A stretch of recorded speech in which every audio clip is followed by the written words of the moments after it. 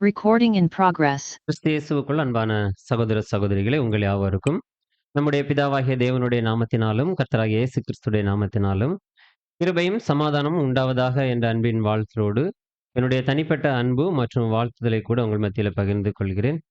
அதோடு கூட கடந்த நாட்களிலே தேவன் சந்திக்கும்படியாக அடியனுக்கு வாய்ப்பு அளித்த சகோதர சகோதரியுடைய ஓர் ஐக்கியத்தினுடைய அன்பு மற்றும் வாழ்த்துதலை கூட உங்கள் மத்தியில் பகிர்ந்து கொள்கிறேன். அதோடு கூட சென்னை பட்டணத்தில் இருக்கிறதான அனைத்து பரிசுத்தவான்களுடைய அன்பு மற்றும் வாழ்த்துதலை கூட பகிர்ந்து கொள்கிறேன். சகோதர சகோதரிகளே, இந்த நாளின் பாடத்துக்குள்ள நாம் கடந்து செல்லலாம். என்னுடைய பிரதான கிருபையினாலும் இரக்கத்தினாலும் மீண்டுமாக உங்கள் அனைவரையும் சந்திப்பதற்கும் எல்லாவற்றுக்கும் மேலாக தேவனுடைய மகத்துவமான வார்த்தைகளை உங்களோடு கூட பகிர்ந்து கொள்வதற்கும் அடியனுக்கும் தேவன் விதமான ஒரு வாய்ப்பை கொடுத்த பிதாவாகிய தேவனுக்கு கர்த்தர் இயேசுவின் மூலமாக நன்றிகளை துதிகளை ஏறெடுத்துக் கொண்டு இந்த பாடத்துக்குள்ள நாம் கடந்து போகலாம். சகோதரர் அறிவித்த வண்ணமாக இந்த யுகத்தின் முடிவு நீங்க தான் பேசணும். இந்த யுகத்தின் முடிவு ஒரு ஆபத்து காலம். உண்மையிலே இந்த யுகத்தின் முடிவு ஒரு ஆபத்து காலமா? ஆதார வசனம் வாசித்து நம்ம கடந்து போகலாம். 2 தீமோத்தேயு 3ஆம் அதிகாரம் 1வது வசனம். மேலும் கடைசி நாட்களில் கொடிய காலங்கள் வரும் என்று அறிவாயாக. ஆமா, என்ன சொல்றாங்க? மேலும் கடைசி நாட்களில் கொடிய காலங்கள் வரும் என்று அறிவாயாக. அப்போ ஆபத்து காலம் அல்லது கொடுமையான காலம் அல்லது இந்த காலப்பகுதியை குறித்து தீர்க்க தரிசனங்கள் சொல்லுது முடிவின் நாட்கள் அல்லது பிந்தைய நாட்கள், இப்படி அநேக விதங்கள்ல இந்த காலப்பகுதியை குறித்து வசனங்கள் நமக்கு பேசுது. இப்ப இந்த கடைசி நாட்கள் அப்படிங்கும்போது அல்லது இந்த முடிவின் நாட்கள் என்று வசனங்கள் கூறக்கூடிய விஷயத்தை நம்ம பார்க்கும்போது, இப்போ பொதுவாக எல்லாருமே இந்த உலகத்தின் முடிவை என்ன பண்ணிட்டு இருக்காங்க அப்படின்னா எதிர்நோக்கிட்டு தான் இருக்கிறாங்க, அல்லது எல்லாருமே பேசுறாங்க. உலக ஜனங்கள் கூட என்ன பண்றாங்க அப்படின்னா பேசுறாங்க. அப்படி பேசாத ஜனங்கள் யாராச்சும் இருக்கிறாங்களா அப்படின்னா யாருமே இல்லை. உலக ஜனங்கள் கூட என்ன சொல்றாங்க? இந்த உலகம் முடிய போகுது அப்படின்னு சொல்றாங்களா இல்லையா? கிறிஸ்தவர்கள் சொல்றாங்க, புறஜாதி ஜனங்கள் சொல்றாங்க. எல்லாருமே இந்த யுகம் அல்லது இந்த உலகம் முடிவுக்குள்ளால வருது. அதனாலதான் இந்த இவ்வளவு அழிவுகள், இவ்வளவு நாச மோசங்கள் இந்த பூமியில போயிட்டு இருக்கு அப்படின்னு சொல்றாங்க இல்லைங்களா? இப்போ பொதுவா உலக ஜனங்கள் எப்படி நினைக்கிறாங்க? இந்த உலகம் எப்படி முடிவுக்கு போகும்? இந்த பூமி பந்தை என்ன ஆயிரும்? அழிஞ்சு போயிரும். பூமி அப்படிங்கிற ஒரு கோளே என்ன பண்ணாது? இருக்காது அப்படின்னு தான் எதிர்பார்க்கிறாங்க இந்த கடைசி நாட்கள்ல. இப்போ கடைசி நாட்கள் என்பது எதை குறிக்குது அப்படின்னா, அவங்க சொல்ற மாதிரி இந்த பூமி பந்து அழிந்து போகக்கூடிய விஷயத்தை குறித்து பேசுதா அப்படின்னா இல்ல. நமக்கு தெரியும் இல்லைங்களா? என்ன சொல்லுது? யுகங்கள் பற்றிய சார்ட்ல பார்க்கும்போது இது யுகத்தின் முடிவு. இன்னும் சொல்லணும் அப்படின்னா நீதியின் ஆளுகை துவங்கக்கூடிய காலம் சுவிசேஷ யுகத்தின் முடிவின் காலம், அல்லது 1000 ஆண்டு அரசாட்சியின் துவக்கம் சுவிசேஷ யுகத்தின் முடிவின் காலம்தான் இந்த தற்கால காலம், அல்ல இந்த யுகத்தின் முடிவு காலம். ஆனா இந்த முடிவு காலம் எப்படி இருக்கு அப்படின்னா ஒரு ஆபத்து நிறைந்த காலமாக தான் இருக்கு. இல்ல நாம வாழ்ந்து கொண்டு இருக்கக்கூடிய இந்த காலப்பகுதி, இந்த கடைசி காலம் ஒரு சாதகமான சூழலா நமக்கு இருக்கா அப்படின்னா சாதகமானதே இருக்கு. காலையில கிளம்பணும், பாதுகாப்பா வந்து ஏதாச்சும் இடையே இருந்துச்சா? இல்ல இல்லைங்களா? அப்போ ஒரு சாதகமற்ற சூழல் போல நமக்கு தோன்றினாலும் இந்த காலம் எப்படிதான் இருக்கு அப்படின்னா ஒரு ஆபத்து காலமாக தான் இருக்கு. இந்த காலத்தை, இந்த கடைசி காலத்தை குறித்து கர்த்தர் சொல்லும்போது என்ன சொல்றாங்க அப்படின்னா மத்தேயு 13ஆம் அதிகாரம் 39வது வசனம். அவைகளை விதைக்கிற சத்துரு பிசாசு, அறுப்பு உலகத்தின் முடிவு, அறுக்கிறவர்கள் தேவதூதர்கள். அறுப்பு உலகத்தின் முடிவு. இப்ப இந்த யுகத்தின் முடிவு குறித்து பேசுறாங்க. இந்த யுகத்தின் முடிவுல நடக்கக்கூடிய விஷயங்களை குறித்து பேசுறாங்க. அல்ல இந்த யுகத்தின் முடிவுல நடப்பதாக எதிர்பார்க்கக்கூடிய விஷயங்களை குறித்து பேசுறாங்க. இப்போ கிறிஸ்தவர்கள் மட்டும் பேசல, உலக ஜனங்களும் பேசுறாங்க. இந்த உலகம் முடிவுக்குள்ளால வருது. தேவனிடத்துல மனம் திரும்பி இருக்கக்கூடிய அல்ல தேவனோடு கூட இணைந்து இசைவாக வாழக்கூடிய நாமளும் எதிர்பார்க்கிறோம் இந்த யுகம் என்ன ஆகும்? ஒரு முடிவுக்குள்ளால வரும். ஆனா எல்லாரும் எதிர்பார்க்கிறபடி இந்த யுகம் முடிவுக்குள்ளால வருமா அப்படின்னா, அது இல்ல. அதற்கு நேர் எதிர்மாறான நிலைமை தான் உலகத்துல காணப்படும். என்ன எதிர்பார்க்கிறாங்க? பூமி பந்து அப்படியே எரிந்து இல்லாமல் போயிரும்னு எதிர்பார்க்கிறாங்க. ஆனா அப்படி ஒரு நிலைமை என்ன ஆகாது அப்படின்னா, இந்த யுகத்தின் முடிவுல நடைமுறையில இருக்காது. இப்போ எதிர்மறையான நிலைமை தான் காணப்படும். ஒருவேளை கிறிஸ்தவர்கள் என்ன நினைக்கிறாங்க? இந்த யுகத்தின் கடைசி காலத்துல எல்லாரும் கர்த்தரை ஏற்றுக்கொண்டு எல்லாரும் கிறிஸ்தவர்களா மாறிருவாங்க. எதிர்பார்க்கிறாங்களா? இல்லைங்களா? அதனால தான் இவ்வளவு ஊழியங்கள் செய்றாங்க. எவ்வளவு பணம் செலவு செய்றாங்க. ஆனா, அதற்கு நேர் எதிர்மாறா தான் உலகம் என்ன ஆயிட்டு இருக்கு? கடந்து போய்க்கொண்டு இருக்கு. அப்போ இது ஒரு அவங்க பொதுவான கிறிஸ்தவர்கள் எதிர்பார்க்கிறதுக்கு நேர் எதிர்மாறான திசையில இந்த உலகம் அல்லது இந்த யுகத்தின் முடிவு காலப்பகுதி காணப்படுது. அப்ப இது மாபெரும் ஒரு ஆபத்து நிறைந்த காலமாக இருக்கு. தேவனுடைய பிள்ளைகளுக்கு இது எப்படிப்பட்ட காலமா இருக்கு? உலகத்திற்கு ஆபத்து காலம். நமக்கும் எப்படிப்பட்ட காலம் தான் இந்த காலப்பகுதி? நமக்கும் இது ஆபத்து காலம்தான். நாம எல்லாம் ஆனா என்ன பண்ணியிருக்கோம்? கர்த்தருடைய அடிச்சுவடுகள் பின்பற்றி வரேன் என்று என்ன பண்ணியிருக்கிறோம்? அர்ப்பணித்திருக்கிறோம். நம்முடைய வாழ்க்கையே ஒப்புக் கொடுத்திருக்கிறோம். இப்படி ஒப்புக் கொடுத்து கர்த்தருடைய அடிச்சுவடுகளை பின்பற்றி வாழ்வதற்கு அவரை பின்பற்றிக் கொண்டு இருக்கக்கூடிய நமக்கும் இந்த காலம் எப்படிப்பட்ட காலமாக தான் இருக்கும் அப்படின்னா, ஆபத்து நிறைந்த காலமாக தான் இருக்கும். உலகத்திற்கு ஆபத்து காலம். ஆனா நமக்கு ஆபத்து காலம் கிடையாது. மிகுந்த ஆபத்து காலம். உலகத்துக்கு ஆபத்து காலம். நமக்கு அதைவிட அதிகமான ஆபத்து காலம். ஏன் உலகத்துக்கு ஆபத்து காலம்? நமக்கு அதிகமான மிகுந்த ஆபத்து காலம். உலகத்துக்கு ஆபத்து காலம். நமக்கு அதைவிட அதிகமான மிகுந்த ஆபத்து காலம். ஏன் அவங்களுக்கு ஆபத்து காலம், நமக்கு மிகுந்த ஆபத்து காலம் அப்படின்னா, அவங்க ஆதாமின் பாவத்துல தான் இப்ப வரைக்கும் இருக்கிறாங்க. நியாய தீர்ப்பின் தண்டனையிலிருந்து இன்னும் அவங்க விடுதலையாக்கப்படவில்லை. ஆனா, நாம அப்படி இல்ல. பாவத்தின் தண்டனையிலிருந்து என்ன பண்ணப்பட்டிருக்கோம் அப்படின்னா, விடுதலையாக்கப்பட்டு இருக்கிறோம். பாவி என்ற நிலைமையிலிருந்து என்ன பண்ணப்பட்டிருக்கோம் அப்படின்னா, நீதிமான் என்ற நிலைமைக்கு நாம உயர்த்தப்பட்டிருக்கிறோம். அவங்களுக்கு அதனால அது ஒரு ஆபத்து காலம் மட்டும் தான். நமக்கு அப்படி இல்ல. மிகுந்த ஆபத்து காலம். ஏன் நமக்கு மிகுந்த ஆபத்து காலம் அப்படின்னா, ஜீவனா, மரணமா என்கிற ஒரு பரீட்சையில நிற்கக்கூடியது நாம தான். இவர்கள் நாம அல்லது சபை வகுப்பார் கடுமையான பரீட்சையின் நேரத்துல நாம இருக்கிறோம். இது பரிசுத்த பவுல் அதனால தான் இங்க குறிப்பிட்டாங்க. இது ஆபத்து காலம். அப்போ உலகத்தின் நடைமுறை எப்படி இருக்குது? இன்றைக்கு அறிவு பெருத்த காலம், நாகரீகத்துல வளர்ந்திருக்கக்கூடிய காலம், தொழில் வளர்ச்சி, புதிய கண்டுபிடிப்புகள் எல்லா விதத்திலும் மனுகுலம் எப்படி இருக்கு? ஒரு மேலான நிலைமையில இருக்கிறதாக சொல்றாங்க. ஆனா உலகத்தின் பார்வையில பார்க்கும்போது அப்படிதான் இருக்கிறாங்க. எனவே என்ன நினைக்கிறாங்க உலகத்தார் கூட அப்படின்னா, மனிதன் ஒரு உயர்வான நிலைமையை அடைந்து கொண்டிருக்கிறான். ஒரு கீழான நிலைமையிலிருந்து ஒரு உயர்வான நிலையை மனிதன் என்ன பண்ணி கொண்டிருக்கிறான் அப்படின்னா, அடைந்து கொண்டிருக்கிறான். அதனால இந்த உலகம் எப்படி இருக்கு அப்படின்னா, ஒரு முன்னேறிய நாகரிகமான உலகமா இது போய்க்கொண்டிருக்கு அப்படின்னு சொல்றாங்க. ஆனா, இந்த நிலையை தான் அவங்க எதிர்பார்க்கிறாங்க. ஆனா, இதற்கு நேர் எதிர்மாறாக நமக்கு வார்த்தைகள், தேவனுடைய வார்த்தைகள் போதிக்குது. அந்த உயரிய நிலைப்பாட்டிற்கு முற்றிலும் தலைகீழாக இந்த நிலைமை என்ன ஆகும் அப்படின்னா புரட்டப்படும். இந்த உலகம் எப்படி இருக்கு? அல்லது இந்த யுகத்தின் முடிவு எப்படி இருக்கும்? ஒருவேளை கொள்ளை நோய், கொடிய காலங்கள் நம்ம பார்க்கிறோம். ஆனா அதெல்லாம் தாண்டி அப்போஸ்தலன் பவுல் இந்த அதிகாரத்துல எதை குறித்து பேசுறாங்க அப்படின்னா, மனிதனுடைய பண்புகள் எப்படி இருக்கும்னு பேசுறாங்க. இந்த யுகத்தின் முடிவு காலத்துல மனிதனுடைய குணங்கள் எப்படி இருக்கும் அப்படின்னு பேசுறாங்க. எனக்கு சொல்றாங்க. தீமோத்தேயு 3ஆம் அதிகாரம் 2வது வசனம். 2 தீமோத்தேயு 3ஆம் அதிகாரம் 2வது வசனம்.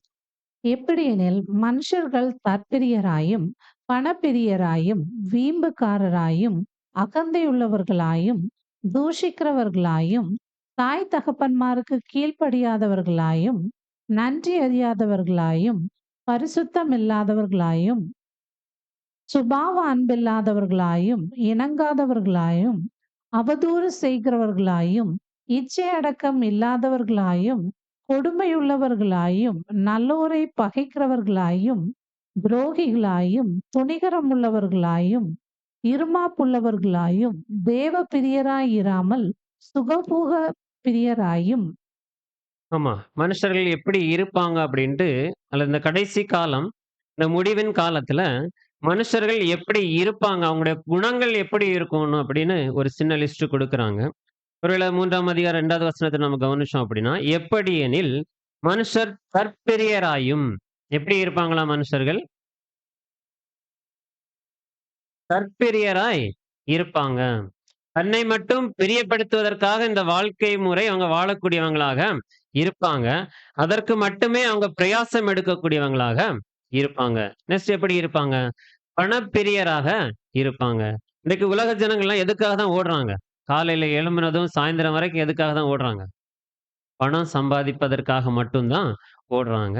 இன்னும் எப்படி இருப்பாங்க அப்படின்னா, வீம்புக்காரராயும். வீம்புக்காரர்னா எதையும் விட்டுக் கொடுக்க மாட்டாங்க. அடம்பிடித்த ஒரு குணம். சின்ன குழந்தைகள்ட்ட இருக்கக்கூடிய அந்த குணம். மனுஷர்கள் இன்னைக்கு அப்படிதான் இருக்கிறாங்க. வீம்பு பிடித்தவங்களா அல்லது என்னுடைய விஷயம் தான் கரெக்ட் அப்படிங்கிற ஒரு நிலைமையில தான் அவங்களுடைய குணங்கள் இன்னும் இருக்கு. அகந்தை உள்ளவர்களாயும். அகந்தைன்னா என்ன சொல்லலாம்? பெருமை. மனுஷர்கள் எப்படிதான் இருக்காங்க அப்படின்னா, பெருமை உள்ளவர்களாகவும் இருக்கிறாங்க. ஒவ்வொரு இடங்களை நம்ம என்ன பண்ண முடியும் அப்படின்னா, இந்த பெருமை உள்ளவர்களை என்ன பண்ண முடியும் அப்படின்னா, பார்க்க முடியும். ஏன்னா தங்களை குறித்து மெச்சிக்கொண்டு பேசி, தங்களை குறித்தே பெருமை பாராட்டிக் கொண்டு இருப்பாங்க. இன்னும் எப்படி இருப்பாங்க அப்படின்னா, தூசிக்கிறவர்களாயும். தூசிக்கிறாங்களா ஜனங்கள் ஒருவரை ஒருவர்? சர்வ சாதாரணமா என்ன பண்றாங்க அப்படின்னா, தூசிக்கக்கூடியவர்களாக இருக்கிறாங்க. இன்னும் தாய் தகப்பன்மாருக்கு கீழ்ப்படியாதவர்களாயும்.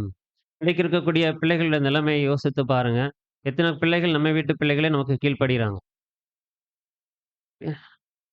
அப்போ கீழ்ப்படியாதவர்களாயும், நன்றி அறியாதவர்களாயும், பரிசுத்தம் இல்லாதவர்களாயும். நன்றி அறிவு அப்படின்னா, ஏதோ ஒரு நன்மையை யாரிடத்திலிருந்து பெற்றுக்கொண்ட அந்த காலத்துல ஒருவேளை நம்ம கவனிச்சோம் அப்படின்னா, ஒரு சின்ன உதவி ஒருத்தரிடத்திலிருந்து நம்ம பெற்றுக்கொண்டோம் அப்படின்னா, மரணம் வரைக்கும் அவங்கள எதிர்த்தே பேச மாட்டாங்க.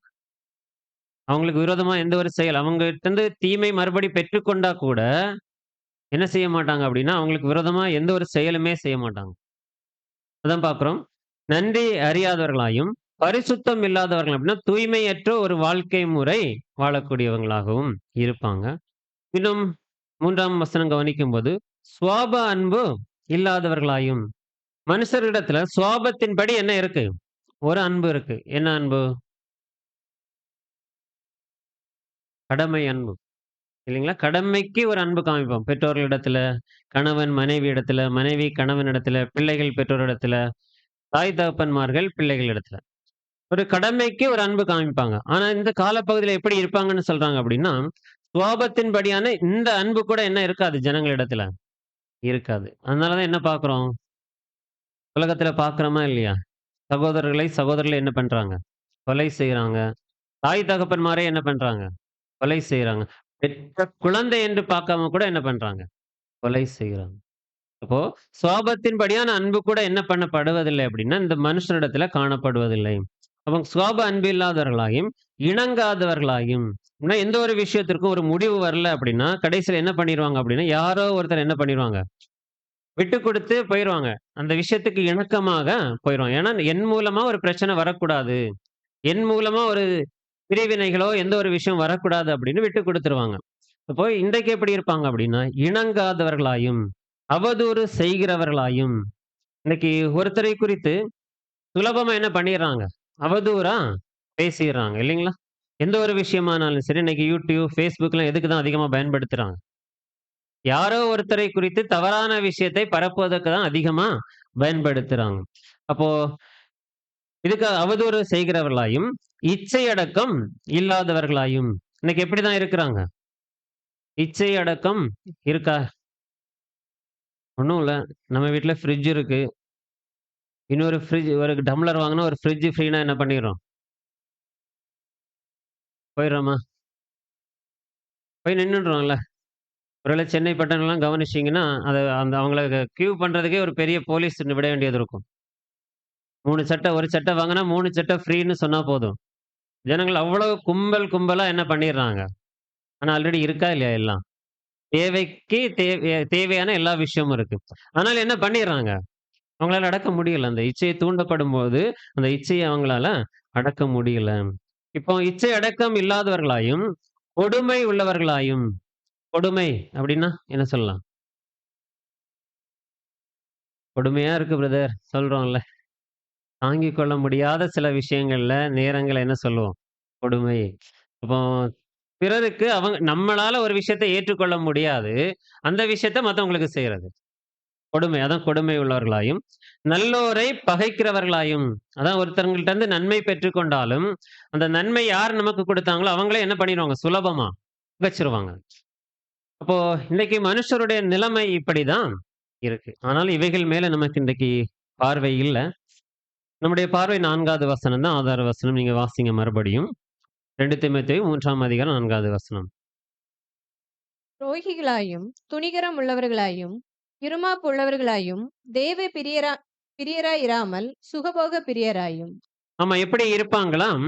துரோகிகளாயும், துணிகரம் உள்ளவர்களாயும், இருமாப்பு உள்ளவர்களாயும், தேவ பிரியராய் இராமல் சுகபோக பிரியராயும் இருப்பாங்க.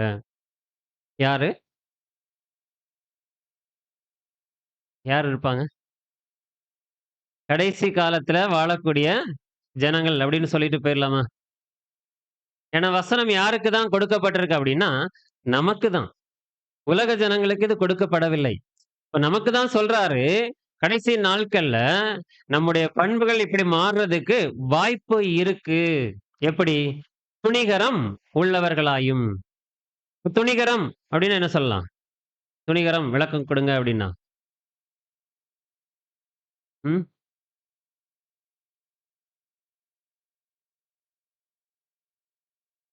துணிகரத்துக்கு இன்னொரு வார்த்தை என்ன சொல்லலாம்னா, துரோகம்.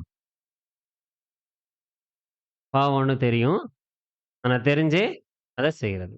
துரோகம் அப்படின்னா என்ன விளக்கம் கொடுக்குறாங்கன்னா, தன் மீது நம்பிக்கை கொண்டிருக்கும் ஒருவரின் நம்பிக்கைக்கும் நலனுக்கும் மாறாக செயல்படுபவர். அதாவது ஒருத்தர் மீது நம்பிக்கை கொண்டிருக்கும் ஒருவரின் நம்பிக்கைக்கும் நலனுக்கும் மாறாக செயல்படுவர் தான் துணிகரம் அல்லது துரோகம். ஏன்னா ஒருத்தர் நம்மள நம்புறாங்க. அப்படி நம்ம மீது அதிகமாக நம்புறாங்க. அப்படி நம்பிக்கை நம்ம மேல வச்சிருக்கக்கூடிய அவருக்கு, அவருடைய நலனுக்கு எதிராக, மாறாக செயல்படுவதுதான் துரோகம் அல்லது என்னன்னு பார்க்கிறோம். துரோகிகளாயும் துணிகரமாக செய்வாங்க அப்படின்னு பார்க்கிறோம். அப்போ நம்பிக்கை எப்படி ஏற்படும்? ஒருத்தருக்கு 2 பேருக்குள்ளால நம்பிக்கை ஏற்படணும். அந்த நம்பிக்கையில ஒருத்தர் என்ன பண்றாரு? அந்த நம்பிக்கைக்கு எதிராக, மாறாக செயல்படுகிறாரு. அப்ப நம்பிக்கை ஏற்பட்டாதான் அதை செய்ய முடியும் இல்லைங்களா? அப்ப நம்பிக்கை எப்ப ஏற்படும்? எப்படி ஏற்படுத்திக் கொள்ளுறாங்க இன்றைக்கு பொதுவாவே? சில ஒப்பந்தங்கள் மூலமாக. சில ஒப்பந்தங்கள் என்ன பண்றாங்க அப்படின்னா, ஒருவேளை நம்ம கவனிச்சோம் அப்படின்னா, 2 நபர் சேர்ந்து ஒரு தொழில் செய்யணும்னு என்ன பண்றாங்க? ஒரு அக்ரீமெண்ட் போடுறாங்கல்ல. அக்ரீமெண்ட் போட்டுட்டு, அந்த அக்ரீமெண்ட்ட நானும் பின்பற்றுவேன், நீங்களும் என்ன பண்ணணும்? பின்பற்றணும். அதுல நெறைய கண்டிஷன்ஸ் இருக்கும். அப்போ அந்த ஒப்பந்தம் போடுவது மூலமாக தான் ஒருத்தருக்கு ஒருத்தர் என்ன ஏற்படுது அப்படின்னா, நம்பிக்கை ஏற்படுது. இப்போ ஒருத்தருக்கு ஒருத்தர் நம்பிக்கை ஏற்படுத்துவதற்கு ஒப்பந்தத்தை ஏற்படுத்துறாங்க. ஆனா அந்த ஒப்பந்தத்தின் மூலமாக யாரோ ஒருத்தருக்கு அதிருப்தி அல்லது எனக்கு இதுல இருந்து ஒரு நன்மை இல்ல அப்படின்னு ஒருத்தர் நினைக்கும் போது அவர் என்ன பண்ண ஆரம்பிச்சிடுறாரு? அந்த ஒப்பந்தத்தை மீற ஆரம்பிச்சிடுறாரு. இப்ப ஏற்படுத்தப்பட்ட ஒப்பந்தம் தனக்கு அனுகூலம் அளிக்கல. அந்த அனுகூலம் அளிக்கிறது வரைக்கும் தான் இன்னைக்கு அந்த ஒப்பந்தத்தை என்ன பண்றாங்க அப்படின்னா கடைபிடிக்கிறாங்க. அந்த ஒப்பந்தம் நமக்கு அனுகூலம் இல்ல அப்படிங்கும்போது என்ன பண்ணிடுறாங்க அப்படின்னா மீறிடுறாங்க. இப்படி மீறும்போது ஒருத்தவங்களுடைய விஷயம் எப்படி இருக்கும்? அந்த 2 பேருக்குடைய நிலைமை எப்படி இருக்கும்? 2 பேரும் மாறி மாறி எப்படி மாறிடுவாங்க அப்படின்னா பகைவர்களாக மாறிடுறாங்க. விரோதியாக மாறிடுறாங்க. ஒவ்வொருத்தவங்களும் ஒருத்தருக்கு ஒருத்தர் விரோதிகளாக மாறிடுறாங்க. எதன் மூலமாக? அந்த ஒப்பந்தத்தை செய்து நிறைவேற்றாதது மூலம், அல்லது அந்த ஒப்பந்தத்தை கடைபிடிக்காததன் மூலம், அல்லது அந்த ஒப்பந்தத்தை மீறுவதின் மூலம் அவங்க என்ன ஆயிடுறாங்க அப்படின்னா ஒப்பந்தத்தை முறித்ததன் மூலம் நண்பர்களாய் இருந்தவங்க யாரா மாறிடுறாங்க அப்படின்னா, விரோதியா, பகைவர்களாக மாறிடுறாங்க. அப்போ ஒப்பந்தம் லாபம் ஏன் மீறுறாங்க ஒப்பந்தத்த? அந்த ஒப்பந்தத்துல அவங்களுக்கு என்ன இல்ல அப்படின்னா, ஒரு லாபம் இல்ல. அல்லது அந்த ஒப்பந்தத்தின் மூலமாக தங்களுக்கு எந்த ஒரு ஆதாயம் இல்ல அப்படின்னு எப்ப அவங்க உணர்றாங்களோ, அது அந்த ஒப்பந்தத்துல தங்களுக்கென்று எந்த ஒரு நன்மையும், பலனும் இல்ல அப்படின்ட்டு ஒருத்தர் நினைக்கும்போது, அந்த ஒப்பந்தத்த என்ன பண்ணிர்றாங்க? மீறிர்றாங்க. இது அநேகமா நம்ம பார்க்க முடியும் இல்லைங்களா? வியாபாரத்துல பார்க்க முடியும். நாடுகளுக்கு இடையில என்ன பண்ணிக்கொள்றாங்க? ஒப்பந்தம் போட்டுட்டு, யாருக்கோ ஒருத்தர் அதுல திருப்தி இல்லன்னா என்ன பண்ணிர்றாங்க? அந்த ஒப்பந்தங்களை மீறிர்றாங்க. துணிந்தே மீறிர்றாங்க. இன்னும் ஒப்பந்தங்களே மேலான ஒப்பந்தம் என்ன சொல்லலாம்? திருமண ஒப்பந்தம். இந்த திருமண ஒப்பந்தம் கூட இப்ப எப்படிதான் இருக்கு தெரியுங்களா? இந்த திருமண ஒப்பந்தம் கூட யாரோ ஒருத்தருக்கு ஏதோ ஒரு விஷயம் பிடிக்கல அப்படின்னா, அடுத்த செகண்ட் என்ன ஆயிர்றாங்க? இந்த ஒப்பந்தத்தை மீறக்கூடியவங்களாக தான் இருக்கிறாங்க. உலகத்துல. நம்மட்ட இல்லையா? புது சிருஷ்டிகள் மத்தியில கூட ஏதோ ஒரு சகோதரன் அல்லது சகோதரி திருமண வாழ்க்கைக்குள்ளால இருக்கும்போது, சின்ன சின்ன விஷயம் உள்ளால போய் பார்த்தோம் அப்படின்னா, விஷயம்னு ஒண்ணுமே இருக்காது. ஆனா என்ன பண்ணிர்றாங்க அப்படின்னா, அந்த திருமண ஒப்பந்தத்தை என்ன பண்ணிர்றாங்க அப்படின்னா, மீறிர்றாங்க. புது சிருஷ்டிகள் கூட என்ன ஆயிர்றாங்க? இந்த ஒப்பந்தத்தை துணிந்து மீறிர்றாங்க. சரி, இந்த திருமண ஒப்பந்தம்ங்கிறது புது சிருஷ்டிக்கு நன்மையா? தீமையா? நன்மை பயக்கக்கூடிய ஒரு விஷயமா இருக்குமா? அது தீமை பயக்கக்கூடிய விஷயமா இருக்குமா? நன்மையாக தான். எப்படி நன்மை இருக்கு? கல்யாணம் பண்ணி வச்சுட்டு எவ்வளோ கஷ்டப்படுறோம் பிரதர். நைட்டு 12 மணிக்கு கூட சிஸ்டர் ஃபோன் பண்றாங்க, பிரதர் ஃபோன் பண்றாங்க. ஒரே சண்டையா இருக்கு. எங்களால தாங்கிக்க முடியலன்ட்டு. எப்படி அங்க நன்மை இருக்கு? நன்மையா இருக்கா அப்படின்னா, ஆமா நன்மை தான். என்ன நன்மை அப்படின்னா, சகோதரர் அருமையா வால்யூம்ல சொல்லுவாங்க. நம்ம தேவனோடு கூட செய்து கொண்ட உடன்படிக்கையை நிறைவேற்றுவதற்கு, இந்த திருமண ஒப்பந்தம்ங்கிறது உதவி செய்யக்கூடியதாக தான் இருக்கு. ஒரு புது சிருஷ்டி சகோதரன், ஒரு சகோதரி திருமண வாழ்க்கைக்குள்ளால போகும்போது, 2 பேருமே வெவ்வேறு சூழல்கள்ல வாழ்ந்தவங்க. இப்ப 2 பேரும் ஒரே சூழலுக்கு வரணும்னா, ஒரே நாள்ல எல்லாம் நடக்காது. அதுக்கு பல வருடங்கள் ஆகும். இப்படி பல வருடங்கள் ஆகும்போது, ஒருத்தருடைய குணத்த ஒருத்தர் என்ன பண்ண வேண்டியது இருக்கும்? புரிந்து கொள்ள வேண்டியது இருக்கும். இப்ப ஒருத்தர் கோவப்பட்டா, இன்னொருத்தர் என்ன பண்ண வேண்டியது இருக்கும்? விட்டுக் கொடுக்க வேண்டியது இருக்கும். ஒருத்தர் விட்டுக் குடுத்தா, இன்னொருத்தர் என்ன பண்ண வேண்டியது இருக்கும்? அவங்களே விட்டுக் கொடுக்கும்போது, நாமளும் என்ன பண்ணலாம்? விட்டுக் கொடுக்கலாம் அப்படிங்கிற ஒரு குணத்துக்குள்ளால வர்றதுக்கு அருமையான ஒரு வாய்ப்பு. இன்னும் சகிப்புத்தன்மை என்ன ஆகும் அப்படின்னா, அதிகமா வளரும். இந்த புது சிருஷ்டி குடும்ப வாழ்க்கையில. அதனால தான் சகோதரர் சொன்னாங்க, நாம் ஆல்ரெடி செய்திருக்க அந்த உடன்படிக்கையை நிறைவேற்றுவதற்கு, திருமண உடன்படிக்கை நமக்கு உதவியாக தான் இருக்குமே தவிர, பலன் இல்லாமல் போகாது. அப்ப அந்த திருமண உடன்படிக்கையை கூட, இந்த ஒப்பந்தத்தை கூட, இன்னைக்கு புது சிருஷ்டிகள் கூட சர்வ சாதாரணமா என்ன ஆகிறாங்க அப்படின்னா, மீறுறாங்க. சாப்பாட்டுல உப்பு இல்லன்னா கூட என்ன ஆகிறாங்க இன்னைக்கு? அடுத்த செகண்ட் என்ன கேட்கிறாங்க? டைவர்ஸ் கேட்கிறாங்க. சகோதரனும் சரி, சகோதரியும் சரிதான். அப்போ இதுல யாரும் பாகுபாடு இல்ல. அப்போ என்ன நிலைமையில இருக்கிறாங்க அப்படின்னா, நாங்கள் செய்திருக்கிற ஒரு ஒப்பந்தம். அந்த ஒப்பந்தத்துடைய எப்ப அந்த ஒப்பந்தம் முடிவுக்கு வரும்? என்ன சொல்றோம் திருமணத்தின் போது? மரணம் நம்மை பிரிக்க மட்டும். ஆனா மரணம் பிரிக்கும் முன்னாலே நாம என்ன பண்ணிர்றோம்? பிரிந்து போறதுக்கு துணிஞ்சுர்றோம். இப்படிதான் இருப்பாங்கன்னு அப்போஸ்தலன் பவுல் அங்க சொன்னாங்க. அப்போ என்ன சொல்லுவாங்க அப்படின்னா, இந்த ஒப்பந்தத்தை மீறக்கூடியவங்க, உன்னால முடிஞ்சா இத காத்துக்கொள்றதுக்கு என்ன கட்டாயப்படுத்து. எல்லாம் பேச்சு வழக்குல சொல்லணும் அப்படின்னா, உன்னால முடிஞ்சா என்ன என்ன பண்ணுங்க? இந்த விஷயத்த செய்றதுக்கு யார் மூலமா வேணாலும் வாங்க. நான் என்ன பண்ண மாட்டேன், சம்மதிக்க மாட்டேன். ஒருவேளை திருமண விஷயத்துல பார்த்தோம் அப்படின்னா, நீங்க யார வேணாலும் கூட்டிட்டு வாங்க. இனிமே இந்த சகோதரன் கூட என்னால என்ன பண்ண முடியாது? வாழ முடியாது. இல்ல இந்த சகோதரி கூட என்ன பண்ண முடியாது என்னை? வாழ முடியாது. அப்படின்னா என்ன சொல்றாங்க? துணிந்து சொல்றாங்க. என்னால இந்த நிலைமை மீண்டுமாக ஏற்றுக்கொள்ள முடியாது. உன்னால முடிஞ்சத என்ன பண்ணிக்கோங்க? செய்துக்கோங்க.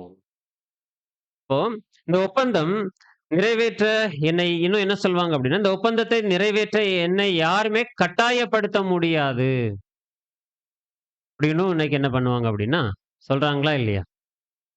யாருமே இந்த ஒப்பந்தத்தை என்னால் நிறைவேற்றுவதற்கு என்னை யாருமே என்ன பண்ண முடியாது. கட்டாயப்படுத்த முடியாது. எனக்கு உலக சட்டங்கள் இருக்கு. நான் என்ன பண்ணிக்கிறேன்? இதிலிருந்து விடுதலை ஆயிக்கிறேன். இப்ப ஏன் மனிதர்கள் இப்படி இருக்கிறாங்க? ஏன் நாம கூட இப்படி இருக்கிறோம்? காரணம் என்ன? ஏன் இப்படி இருக்கிறாங்க அப்படின்னா, சுயநலம். சுயத்துக்கு முக்கியத்துவம் கொடுக்கிறதுனால. அல்லது இன்னைக்கு சுயநலம் எப்படி இருக்கு அப்படின்னா, கட்டுப்பாடின்றி இன்னைக்கு மனுஷர்கள் மத்தியில சுயநலம் ஆதிக்கம் செலுத்தக்கூடிய விஷயமா இருக்குது. ஒவ்வொருத்தங்களும் இப்படி உடன்படிக்கையை மீறக்கூடியவங்க என்ன செய்றாங்க அப்படின்னா, தங்களுடைய பொறுப்புணர்வை அலட்சியப்படுத்துறாங்க. தன் சொந்த நலனை மட்டும் என்ன பண்றாங்க அப்படின்னா, கவனிக்கிறாங்க. ஆனா தனக்கென்று ஒருவேளை திருமண உடன்படிக்கை நம்ம எடுத்துக்கிட்டோம் அப்படின்னா, அந்த சகோதரனுக்கென்று ஒரு பொறுப்பு இருக்கு. சகோதரிக்கென்று என்ன இருக்கு? சில பொறுப்புகள் இருக்கு. குழந்தைகள் இருப்பாங்க. இவங்களெல்லாம் கவனிக்க வேண்டிய ஒரு மேலான பொறுப்பு இருக்கு. அந்த குழந்தைகளை புது சிருஷ்டிக்கு உரிய வாழ்க்கை வாழ்ந்து, ஏற்ற காலத்துல அவர்களும் இந்த பாதையில வருவதற்கு வழிநடத்த வேண்டிய மேலான பொறுப்பு அவங்களுக்கு இருக்கு. ஒரு சகோதரன் புது சிருஷ்டியா இருக்கக்கூடிய சகோதரன், சகோதரிக்கு. ஆனா அவங்க என்ன பண்ணிடுறாங்க அப்படின்னா, இதை எல்லாமே அவங்க என்ன பண்றாங்க அப்படின்னா, அலட்சியப்படுத்துறாங்க. இதெல்லாம் அலட்சியப்படுத்தி, தன்னுடைய சுய நலனை மட்டுமே என்ன பண்றாங்க அப்படின்னா, கருத்துல எடுக்கிறதுனால, துணிந்து என்ன பண்றாங்க அப்படின்னா, துரோகிகளாக மாறிர்றாங்க. இப்போ இவர்களுடைய நிலைமை எப்படி இருக்கிறாங்க அப்படின்னா, இவங்க சுய வஞ்சகம் உடையவங்களா இருக்கிறாங்க, சுயநலம் உடையவர்களா இருக்கிறாங்க, இன்னும் அகம்பாகம் உடையவங்களா இருப்பாங்க. இவங்களுடைய விஷயங்கள் எல்லாமே வெளியரங்கமா இருக்கும். எந்த ஒரு விஷயத்தையும் இவர்களால மறைச்சு வைக்கவே முடியாது. இந்த துணிகரம் உள்ளவர்கள் அல்லது துரோகம் செய்யக்கூடியவர்களுடைய விஷயம். இப்போ ஒப்பந்தத்தை இவங்க துணிந்து என்ன பண்றாங்க அப்படின்னா, மீறுறாங்க. உடன்படிக்கை செய்தது இவங்களுக்கு தெரியுமா? தெரியாதா? நல்லாவே தெரியும். நமக்கு திருமணம் ஆகியிருக்கு அப்படிங்கிற உணர்வு அவங்களுக்கு இருக்கா? இல்லையா? இருக்கு. ஆனாலும் என்ன பண்ணிர்றாங்க? துணிந்து என்ன பண்ணிர்றாங்க அப்படின்னா, அதான் அப்போஸ்தலன் பவுல் சொன்னாங்க. துணிகரம் உள்ளவர்களாயும் ஒரு செயலை தயக்கமின்றி இவங்க செய்கிறாங்க. ஆபத்து நிறைந்த செயலையும் துணிந்து என்ன பண்றாங்க அப்படின்னா, அவங்க செய்ய துணிஞ்சிடுறாங்க. அது மற்றவங்களுக்கு துன்பத்தை ஏற்படுத்தும். அது தனக்கும் பாதிப்பை ஏற்படுத்தும் என்பதை குறித்தெல்லாம் அவங்க சிந்திக்கிறதே இல்லை. இந்த துணிகரம் உள்ளவர்கள் அல்லது துரோகம் செய்யக்கூடியவர்கள். நெக்ஸ்ட் கவனிக்கும்போது இருமாப்பு உள்ளவர்களாயும். இருமாப்பு அப்படின்னா என்ன சொல்லும்? பெருமை, கர்வம், இன்னும் தலைக்கனம். அப்போ இருமாப்பு உள்ளவர்கள் எப்படி இருப்பாங்க அப்படின்னா, பெருமை பேசக்கூடியவங்களாக இருப்பாங்க. கர்வம் நிறைந்தவங்களா இருப்பாங்க. இன்னும் எப்படி இருப்பாங்க அப்படின்னா, தலைக்கனம் உடையவங்களாக இருப்பாங்க. இப்ப இவங்க எப்படி இருப்பாங்க அப்படின்னா, தங்களுடைய சொந்த திறமைகளை பற்றி உயர்வாக கருதக்கூடியவங்களாக இருப்பாங்க. தங்களுடைய சொந்த திறமைகளை உயர்வாக இவங்க பேசக்கூடியவங்களாக இருப்பாங்க. அல்லது தன்னை குறித்து உயர்வாக எண்ணக்கூடிய எண்ணங்கள் உடையவங்களாக இருப்பாங்க. இப்படி தன்னை குறித்து உயர்வாக எண்ணுகிறதுனால, இவங்க எப்படி இருப்பாங்க அப்படின்னா, ஒருவேளை வேலை பார்க்கக்கூடிய இடங்கள் எங்க இருந்தாலும் மத்தவங்கள மதிக்க மாட்டாங்க.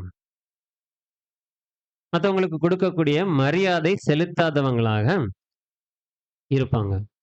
ஏன்? ஒருவேளை இவங்க ஒரு ஆபீஸ் போறோம்னு வச்சுக்கோங்களேன். ஒரு மேனேஜர் இருக்கிறாரு. அவருடைய கல்வி அறிவு ஓரளவுக்கு இருக்கும் இல்லைங்களா?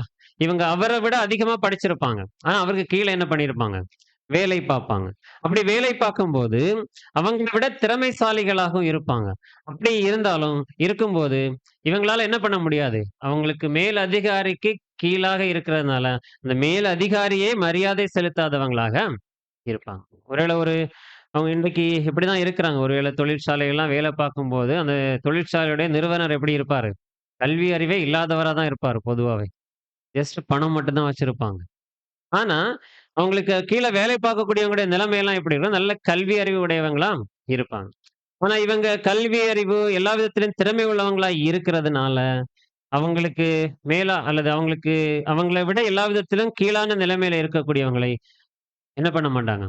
மரியாதை செலுத்தாதவர்களாக இருப்பாங்க. இன்னும் தலைக்கணத்தின் ஆவி எல்லா இடங்களிலும் இருப்பதை நாம என்ன பண்ண முடியுது? இன்னைக்கு பார்க்க முடியுது.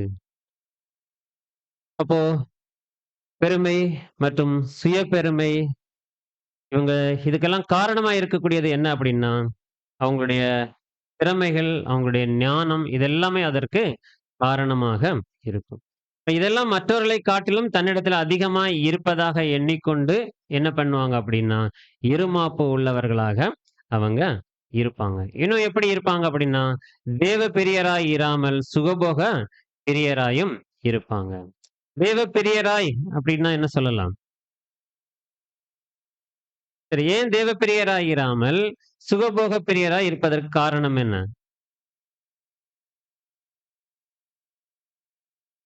புரியல. சத்தியத்தின்படி நடக்காம உலகத்தின் பிரகாரமா நடக்கிறது. இப்போ ஏன் தேவ பிரியராய் இராமல் சுகபோக பிரியராய் இருப்பதற்கு காரணம் என்ன அப்படின்னா, தேவனிடத்தில் பயபக்தி குறைவுபட்டதே இதற்கு காரணம். தேவ பக்தியற்ற நிலைமை. இந்த நிலைமை இதுதான் வருவிச்சிருக்கு. தேவ பக்தி இல்லாத நிலைமை. இன்னைக்கு ஜனங்களுடைய நிலைமை என்ன அப்படின்னா, உலக ஜனங்கள் கடவுள் பயம் அப்படின்ட்டு அவங்கள்ட்ட ஏதாச்சும் இருக்கா அப்படின்னா, இல்ல. எல்லாரும் கடவுள் பயம் அப்படிங்கிற ஒரு விஷயம் மனிதர்களிடத்துல என்ன ஆகிக் கொண்டே இருக்கு அப்படின்னா, குறைந்து கொண்டே இருக்கு. ஒருவேளை கிறிஸ்தவர்கள் மத்தியில கவனிச்சோம் அப்படின்னா கூட, அவங்களிடத்துல கூட என்ன இல்ல தெரியுங்களா? தேவ பக்தி இல்ல. ஏன் தேவ பக்தி இல்லாம இருக்கிறாங்க? கிறிஸ்தவர்கள் தேவ பக்தி இல்லாத ஜனங்களாக மாறுவதற்கு காரணம் என்ன? என்ன சொன்னீங்க? விசுவாசம். விசுவாசம். எதன் மேல விசுவாசம் இல்லாமை? வேதாகமத்தின் மேல அவங்களுக்கு விசுவாசம் இல்ல. தேவனுடைய வார்த்தைகள் மேல அவங்களுக்கு என்ன இல்ல அப்படின்னா, விசுவாசம் இல்ல. அந்த விசுவாசம் இல்லாததுதான் அவங்களை என்ன பண்ணிருக்கு அப்படின்னா, தேவ பக்தி இல்லாதவர்களாக மாற்றியிருக்கு. வேதாகமத்தின் மீது விசுவாசம் இல்ல. அந்த வேதாகமத்தின் மீது விசுவாசம் இல்ல அப்படிங்கும்போது, அந்த வேதத்தை கொடுத்த தேவனிடத்தில் அவங்களுக்கு என்ன இல்ல அப்படின்னா, விசுவாசம் இல்லாத நிலை இருப்பதுதான் இதற்கு காரணம். தேவ பக்தி இல்லாதவர்களாய் இருப்பதற்கு காரணம். அப்போ தேவபக்தி இல்லாம இவங்க எப்படி இருப்பாங்க? சுகபோக பிரியராய் இருப்பாங்க. அப்போ தேவபக்திக்கு பதிலாக அவங்க எதை பிடிச்சுக் கொள்றாங்க அப்படின்னா, சுகபோகத்தை பிடிச்சுக் கொள்றாங்க. அப்போ சுகபோகம் சுய சிந்தையினாலதான் என்ன வருது? சுகபோகமான வாழ்க்கை வாழணும் அப்படிங்கிற ஒரு விஷயத்துக்கு முக்கியத்துவம் கொடுக்கறாங்க. அதிக சுயத்துக்கு என்ன பண்ணிடுறாங்க அப்படின்னா முக்கியத்துவம் கொடுக்கறாங்க. இன்னும் அவங்களுடைய பேச்சுக்கள்லே நம்ம கண்டுபிடிக்க முடியும். அவங்களுடைய வார்த்தைகள், அவங்களுடைய நடைகள் எல்லாமே எப்படி இருக்கும் அப்படின்னா, அந்த சுகபோகத்திற்கு ஏதுவாகவே அவங்களுடைய வார்த்தைகளும், அவங்களுடைய கிரியைகளும் அங்க காணப்படும். எப்படி இந்த நிலைமை ஏற்பட்டுச்சு அப்படின்னா, வேதத்தின் மேல நம்பிக்கை இல்லதான், விசுவாசம் இல்லதான், தேவன் மீது பக்தி இல்லதான். இதற்கு காரணம் என்ன அப்படின்னு கவனிச்சோம் அப்படின்னா, தவறான போதனைகள், தவறான உபதேசம், தப்பறைகளின் மூலமாக இந்த நிலைமை என்ன ஆயிருக்கு அப்படின்னா, கிறிஸ்தவர்கள் மத்தியில ஏற்பட்டிருக்கு. தேவனை குறித்து ஜனங்களுடைய மனநிலை எப்படி இருக்கு அப்படின்னா, தேவனை எப்படி பார்க்கறாங்க அப்படின்னு சகோதரர் குறிப்பிடுறாங்க அப்படின்னா, தேவனை விரோதியா பார்க்கறாங்க. விரோதியா பார்க்கறாங்களா இல்லையா? கிறிஸ்தவர்கள் ஏதோ ஒரு துன்பம் வரும்போது என்ன சொல்றாங்க? ஏதோ ஒரு நோயோ, கஷ்டமோ வரும்போது என்ன சொல்றாங்க? கடவுளுக்கு கண் இல்லையான்னு கேட்கறாங்களா இல்லையா? அப்ப அந்த நேரத்துல எப்படிதான் பார்க்கறாங்க அப்படின்னா, விரோதியாக தான் பார்க்கறாங்க. அப்படின்னா தேவன் எனக்கு தீங்கு செய்யக்கூடியவர்களா இருக்கிறாரு அப்படின்னு தான் அவங்களுடைய எண்ணம் அங்க காணப்படுது. இதன் காரணமாக தான் வேதாகமத்தை விட்டு அவங்க விலகி சென்று கொண்டே இருக்கிறாங்க. இன்றைய சூழல் சகோதரர் 100 வருஷத்துக்கு முன்னாடி எழுதுறாங்க. இன்றைய சூழல முழுவதுமாகவே வேதாகமத்தை கீழ வச்சுட்டாங்க. அவங்க பார்க்கிறதே இல்ல. அதனாலதான் இன்னைக்கு பிரசங்க மேடையில இருந்து யார் என்ன சொன்னாலும் அப்படியே ஏற்றுக்கொண்டு என்ன பண்ணிடுறாங்க? போயிடுறாங்க. ஏன் என்ன காரணம்? வேதாகமத்தை படிக்கிறதும் இல்ல. யாரும் சொன்னா கூட எவ்வளோ ட்ராக்ஸ் குடுக்குறோம்ல. எவ்வளோ பைபிள் ஸ்டடி இருக்குன்னு எத்தனையோ பேர கூப்பிடுறோம்ல. வராங்களா? வரதில்ல. சொன்னா கூட அவங்க ஏற்றுக்கொள்ளக்கூடிய மனநிலைமையில அவங்க இல்ல. ஏன்னா, வேதாகமத்தை அவங்க நம்பல. அல்லது வேதாகமத்தில ஒருவேளை அவங்க என்ன சொல்றாங்கன்னா, வேதாகமத்தில நடக்கக்கூடிய எழுதப்படக்கூடிய விஷயங்கள் எல்லாம், அது கற்பனை கதையா கூட இருக்கலாம் சொல்றாங்க. அது ஏதோ சும்மா நடந்த விஷயம் கூட இருக்கலாம். சும்மா என்ன பண்ணி வச்சிருக்கிறாங்க, எழுதி கொடுத்திருக்கிறாங்க. இப்ப வேதாகமத்துக்கு பதிலாக விசுவாச பிரமாணத்தை என்ன பண்ணியிருக்கிறாங்க, நம்புறாங்க. வேதாகமத்தை விட விசுவாச பிரமாணத்தின் மேல இவங்களுடைய நம்பிக்கை எப்படி இருக்குன்னா, அதிகப்படியா இருக்கு. இதெல்லாம் இவங்க வேதாகமத்தை விலக்கி வைப்பதற்கு காரணமா அமைஞ்சிருச்சு. ஆனா நமக்கு தெரியும், தேவனுடைய வார்த்தைகள் தான் சத்தியம். அவருடைய சத்தியம், அவருடைய வார்த்தை தான் சத்தியமாவும் இருக்கு. அவருடைய வார்த்தைகள் தான் இன்றைக்கும் நமக்கு வெளிச்சம் கொடுக்கக்கூடியதாக இருக்கு. இப்ப உலகம் எப்படிதான் காணப்படுது அப்படின்னா, தேவனிடத்திலிருந்து நம்பிக்கை இழந்திருக்கிறாங்க. முன் எப்போதும் இல்லாத அளவு இன்னைக்கு எப்படி இருக்காங்க அப்படின்னா, ஜனங்கள் தேவ நம்பிக்கை இல்லாதவர்களாக, சுகபோக வாழ்க்கையை மட்டுமே விரும்பக்கூடியவங்களாக இருக்கிறாங்க. ஒருவேளை இன்னைக்கு சர்ச்சுக்கெல்லாம் எதுக்கு தான் போறாங்க? நான் ஆடம்பரமா ட்ரெஸ் அணிஞ்சிருக்கிறேன்னு காண்பிப்பதற்காக தான் போறாங்க.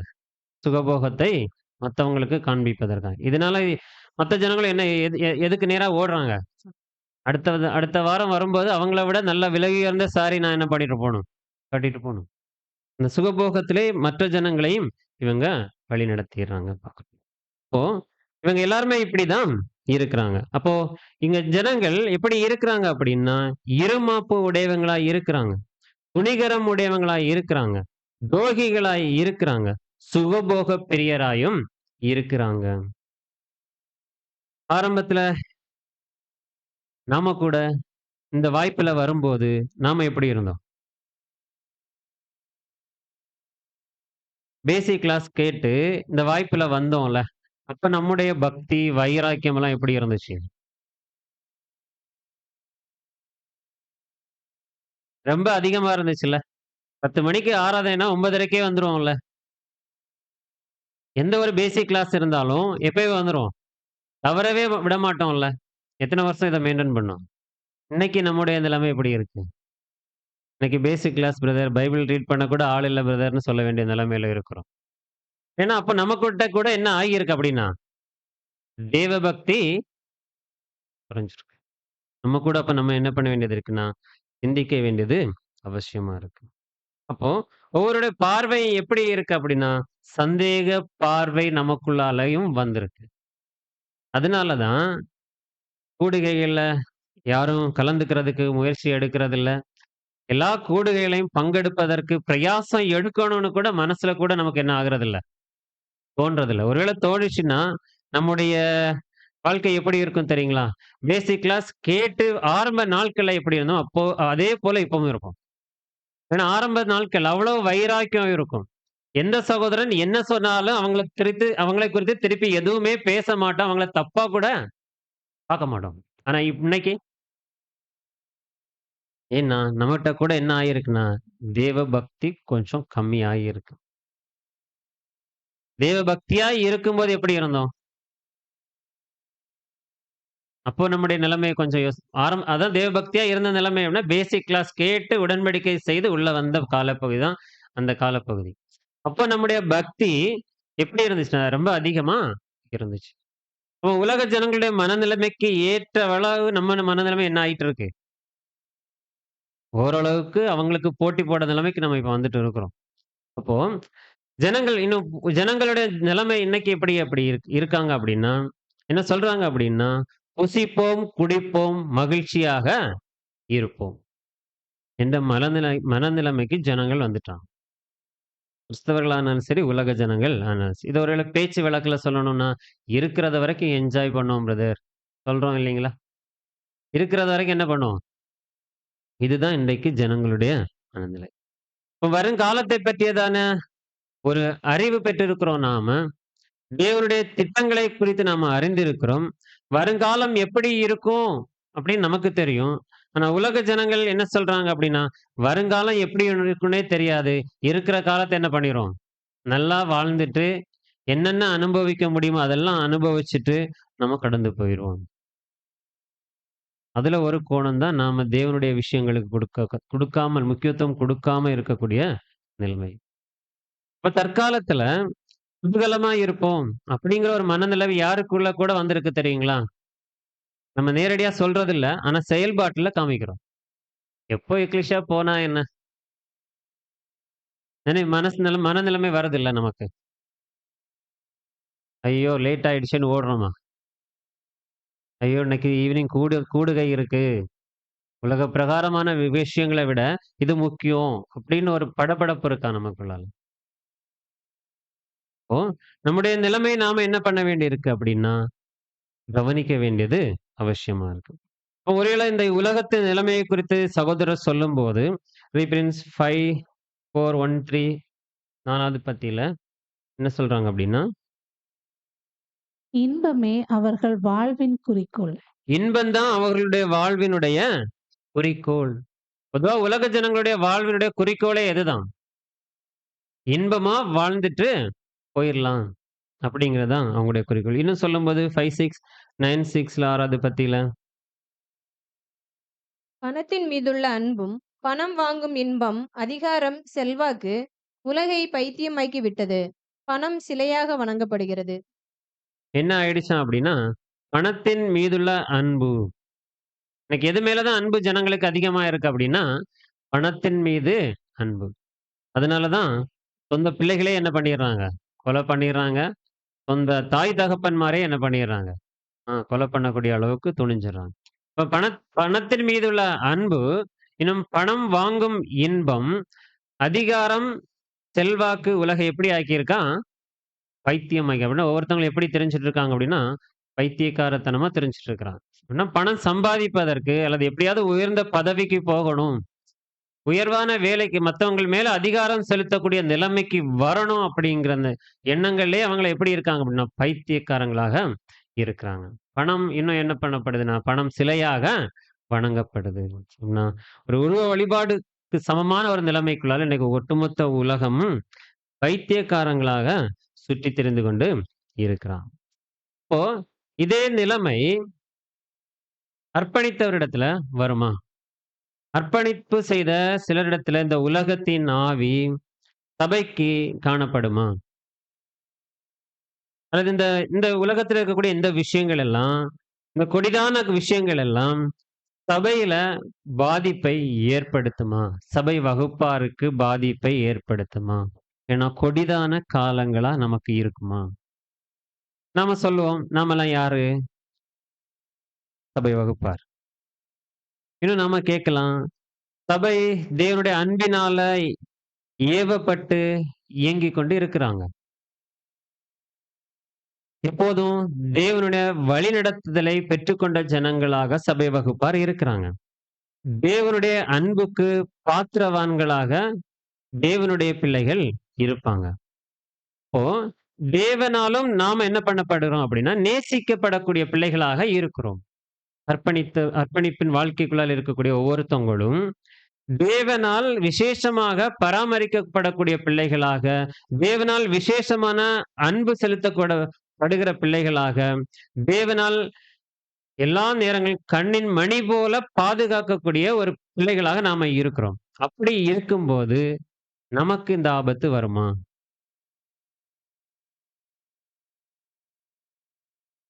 தேவனுடைய அன்பு நம்மை அரணாந்து பாதுகாக்கும்ல. தேவனுடைய பராமரிப்பு நம்மை அரணாயிருந்து பாதுகாக்கும்ல. பாதுகாக்கும்ல. அப்படி இருக்கும்போது, இந்த உலகத்தின் ஆவி நமக்கு வருமா அப்படின்னா, அதான் அப்போஸ்தலர் பவுல் தீமோத்தேயுக்கு சொன்னாங்க. இல்ல, இல்ல. நீங்களும் துரோகிகளாயும், துணிகரம் உள்ளவர்களாயும், இருமாப்பு உள்ளவர்களாயும், தேவ பிரியராய் இராமல் சுகபோக பிரியராயும் இருப்பீங்க. வசனமே யாருக்கு தான் சொன்னது? நமக்கு தான். ஏன் சொல்றாரு? நமக்குள்ளால இப்படிப்பட்ட ஜனங்கள் வருவாங்க. எங்கிருந்து? சபை வகுப்பாரிடத்துல இப்படிப்பட்ட ஜனங்கள் இருப்பதற்கு அல்லது இப்படிப்பட்ட ஜனங்களா நாம மாறுவதற்கு அதிக வாய்ப்பு இருக்கு. அப்படிங்கிறதுனால தான் இதை எழுதுறாரு. நமக்கு சபை வகுப்பாருக்கு எழுதுறாங்க. இப்போ இதற்கு சகோதரருடைய பதில் என்ன சொல்றாங்க அப்படின்னா, பிலிப்பியன்ஸ் 5:4-13ல தேவ பிள்ளைகளில் சிலர் அதிகமாக உலகத்திற்குள் மூழ்குவார்கள் என்று நாம் பதிலுரைக்கிறோம். என்ன சொல்றாங்க? தேவனுடைய பிள்ளைகளில் சிலர் அதிகமாக உலகத்திற்குள் மூழ்குவார்கள் என்று நாம் பதிலுரைக்கிறோம். எத்தனை பேரு? கொஞ்சம் பேருன்னு சொல்லல. அதிகமாக உலகத்திற்குள் மூழ்குவாங்க. அப்படின்னா சிலர் அதிகமாக உலகத்தின் ஆவிக்குள்ளால மூழ்குவதற்கான ஒரு அபாயத்துக்குள்ளால யார் இருக்கிறோம் அப்படின்னா, இந்த கடைசி காலத்துல வாழக்கூடிய சபை வகுப்பாராகிய நாம. இப்போ நாம நினைச்ச மாரி தேவனே நம்மள என்ன பண்றதில்ல. தேவனுடைய அன்புக்கு பாத்திரவான்களாய் நாம இருந்தாலும், நம்முடைய நிலைமை நேர் எதிர்மாறானதுதான். நாமளும் இந்த உலகத்தின் ஆவிக்குள்ளால மூழ்குவதற்கு அதிக வாய்ப்பு இருக்கு. எப்படி? இந்த ஏன் இந்த நிலைமை அப்படின்னா, நம்மை சுற்றிலும் எதுதான் இருக்கு? உலகம் தான் இருக்கு. பாவத்தின் விஷயங்கள் தான் நம்மை சுற்றிலுமாக இருக்குது. இவர்கள் இப்படி மூழ்கி போனவங்க எப்படி இருப்பாங்க அப்படின்னு, என்ன நிலைமையில இதை உணர்வாங்க அப்படின்னு சகோதரர் சொல்லும்போது, முழு உலகம் தங்கள் எண்ணங்களிலும் வழிகளிலும் வழி தப்பி செல்கிறதை இவர்கள் வெறும் சிரமத்தின் மத்தியில் புரிந்து கொள்வார்கள். வெறும் சிரமத்துக்கு மத்தியில தான் இந்த உலகமே இப்படிப்பட்ட ஒரு பாதையில போயிட்டு இருக்காங்க அப்படின்ட்டு இதுல மூழ்கி போனவங்க உணருவாங்க. இந்த உலகத்தின் ஆவி ஓரளவு சபைக்குள்ளால என்ன பண்ணப்படும்? காணப்படும். இப்ப துரோகிகளாயும் நாம துரோகிகளாய் இருப்பதற்கு வாய்ப்பு இருக்கா? துரோகிகளாயும், ஏன்னா உலகத்துல பார்த்தோம் துரோகிகளை துரோகம் செய்வாங்க. சபை வகுப்பார் நாம துரோகிகளா இருப்பதற்கு வாய்ப்பு இல்ல, துரோகம் செய்வதற்கு வாய்ப்பு இருக்கா அப்படின்னா, ஆமா, தேவனுடைய ஜனங்களில் சிலரும் சில நேரங்கள்ல இந்த காலப்பகுதியில தேவனோடு செய்து கொண்ட உடன்படிக்கையை மீறுவாங்க அல்லது அலட்சியப்படுத்துவாங்க. பலியிலான உடன்படிக்கையை எங்கெல்லாம் நாம மீறுறோமோ அங்கெல்லாம் நாம எப்படிதான் இருக்கிறோம் அப்படின்னா துரோகிகள். நம்முடைய உடன்படிக்கை என்ன? பலியிலான உடன்படிக்கை. என்னைக்கு வரைக்கும்? மரண பரியந்தம். மரண பரியந்தம் நம்முடைய உடன்படிக்கை பலியினாலான உடன்படிக்கை. இதை கர்த்தர் சொல்லும்போது மத்தேயு 16ஆம் அதிகாரம் 24வது வசனத்துல, அப்பொழுது இயேசு தம்முடைய சீஷர்களை நோக்கி, ஒருவன் என்னை பின்பற்றி வர விரும்பினால் அவன் தன்னைத்தான் வெறுத்து தன் சிலுவையை எடுத்துக்கொண்டு என்னை பின்பற்ற கடவன். ஆமா, என்ன சொல்லுது? ஒருவன் என்னை பின்பற்றி வர விரும்பினால். இன்னைக்கு நமக்கு விருப்பம் இருக்கா? ஆரம்பத்துல இருந்துச்சு. ஆனா இன்றைக்கு நமக்கு உண்மையிலேயே அதே பழைய அல்லது இந்த இந்த ஓட்டத்துல இந்த பாதையில வரும்போது நம்மகிட்ட இருந்த அதே விருப்பம் நம்மகிட்ட இருக்கான்னு நம்மை நாமே நிதானிக்கணும். ஏன்னா நம்ம சிலுவை சுமக்காமல் இருக்கிறதுக்கு காரணம் என்ன? அந்த விருப்பமின்மைதான். அனுதினமும் கர்த்தர் இயேசுவை பின்பற்றாமல் இருப்பதற்கு காரணம் என்ன? விருப்பமின்மைதான். இன்றைக்கு நம்மிடத்துல உண்மையிலேயே கர்த்தருடைய அடிச்சுவடுகளை நான் பின்பற்றுவேன் என்று சொன்ன அந்த உடன்படிக்கையை செய்து நிறைவேற்றக்கூடிய விருப்பம் நமக்குள்ளால இருக்கா?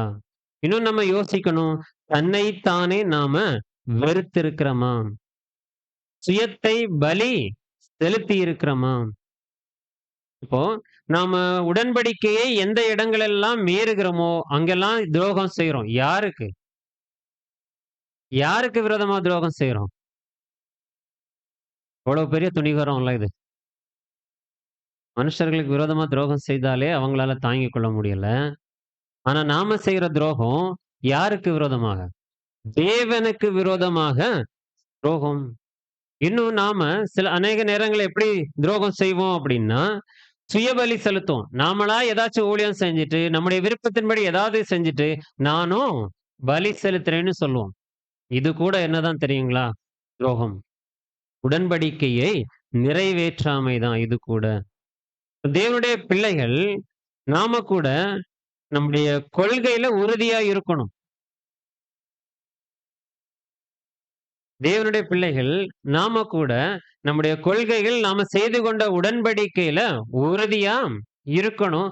அனுதினமும் ஒவ்வொரு நொடி பொழுதும் அதை நிறைவேற்றக்கூடியவங்களாக இருக்கணும். நம்முடைய கொள்கை என்ன? எபிரேயர் 1:9. நீர் நீதியை விரும்பி அக்கிரமத்தை வெறுத்திருக்கிறீர். ஆதலால் தேவனே, உம்முடைய தேவன் உமது தோழரை பார்க்கிலும் உம்மை ஆனந்த தைலத்தினால் அபிஷேகம் பண்ணினார் என்றும். ஆமா, நீதியை விரும்பி அக்கிரமத்தை வெறுப்பதுதான் நமக்கான கொள்கை. கர்த்தர் இயேசு இதை செய்து நிறைவேற்றினாங்க. அப்ப அவருடைய அடிச்சுவடுகளை பின்பற்றக்கூடிய நாமளும் நீதியை விரும்பக்கூடியவங்களா இருக்கணும், அக்கிரமத்தை வெறுக்கக்கூடியவங்களா இருக்கணும். இப்ப நீதி தேவனுடைய வார்த்தைகளின்படி நம்முடைய வாழ்க்கையை நாம என்ன பண்ணிக்கொள்ளணும்னா அமைத்துக் கொள்ளணும். தேவனுடைய வார்த்தைகளின்படி நம்முடைய அனுதின ஜீவியத்தை நாம வாழணும். அதான் நீதியை விரும்புறது. அக்கிரமத்தை வெறுப்பது ஒருவேளை உலகத்தில் இருக்கக்கூடிய எல்லா விஷயங்களும் என்னதான் அக்கிரமம் தான். உலகத்தார் இன்றைக்கு உடன்படிக்கையை மீறுறாங்க அப்படின்னா அவங்க அறியாமையில இருக்கிறாங்க. அவங்க ஒருவேளை உலக பிரகாரமான உடன்படிக்கையே மீறினா கூட அவங்களுக்கு அதோடைய தாற்பயம் எல்லாம் இன்றைக்கு புரியல. ஆனா உடன்படிக்கையின் உண்மையான அந்த உணர்வை உணர்ந்த ஜனங்கள் யாரு? நாம தான். அதை உணர்ந்துதான் அந்த உடன்படிக்கையின் வாழ்க்கைக்குள்ளால போனோம். இன்றைக்கு அந்த உடன்படிக்கையின் வாழ்க்கைக்கு எதிரான விஷயங்களை நாம எங்கெல்லாம் செய்கிறோமோ அங்கெல்லாம் நாம என்ன பண்றோம் அப்படின்னா துரோகம் செய்கிறோம். யாருக்கு அப்படின்னா தேவனுக்கு. நமக்கு விரோதமா நமக்கு ஒருத்தர் துரோகம் செஞ்சா எப்படி இருக்கும்?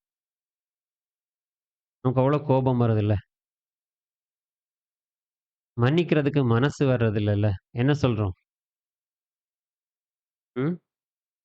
மன்னிக்கவே முடியாது. இன்னும் என்ன சொல்லுவோம் தெரியுங்களா? என் சாகுறது வரைக்கும். ஆனா தேவன்ட்ட போய் மட்டும் என்ன கேட்கிறோம்? மன்னிக்கவும் செய்திடுங்க, மறந்தும் செய்யுங்க. ஆனா தேவன் அதை செய்கிறாங்க. அது பெரிய கிருபை நமக்கு கிடைத்த வாய்ப்பு. ஆனா தேவன் மன்னிக்கிறாங்க அப்படிங்கிறதுக்கு தொடர்ந்து செஞ்சுட்டே இருந்தோம் அப்படின்னா தேவனும் ஒரு காலத்துல நம்மளை என்ன பண்ணிடுவாங்க? கைவிட்டுடுவாங்க. இப்போ நம்முடைய உடன்படிக்கையை எப்படி நாம செய்து நிறைவேற்றினா அது தேவனுக்கு மனசுக்கு பிரியமா இருக்கும் தெரியுங்களா? நம்ம உடன்படிக்கையை நிறைவேற்றும் போது அந்த உடன்படிக்கையை நாம நிறைவேற்றினதன் மூலமாக நமக்கு அது ஒரு சாதகமற்ற சூழலை ஏற்படுத்தும் அப்படின்னு தெரிஞ்ச பின்பும் தேவனுடைய சித்தத்திற்கு இசைவாக நம்ம செயல்படுறோம் அப்படின்னா அதுதான் தேவனுக்கு பிடிக்குமா? அப்படின்னா ஒரு தேவனுடைய உடன்படிக்கையை நிறைவேற்றணும். அன்னிதினமும் கிறிஸ்துவை போல வாழணும்.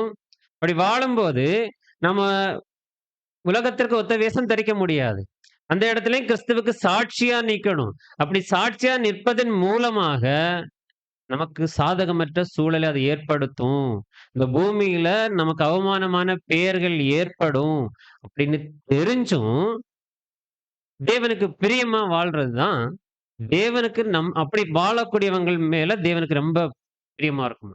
அல்லது அப்படி வாழ்றவங்களுக்கு மேல தேவன் மிகுந்த அன்புள்ளவரா இருப்பாராம். அந்த மனப்பான்மை தான் தேவனுக்கு பிரியம். ஆனா நம்முடைய நிலைமை, நாம என்ன பண்ணணும்? நிதானித்து பார்க்கணும். நாம் உண்மையிலேயே நாம துரோகிகளா இருக்கிறோமா?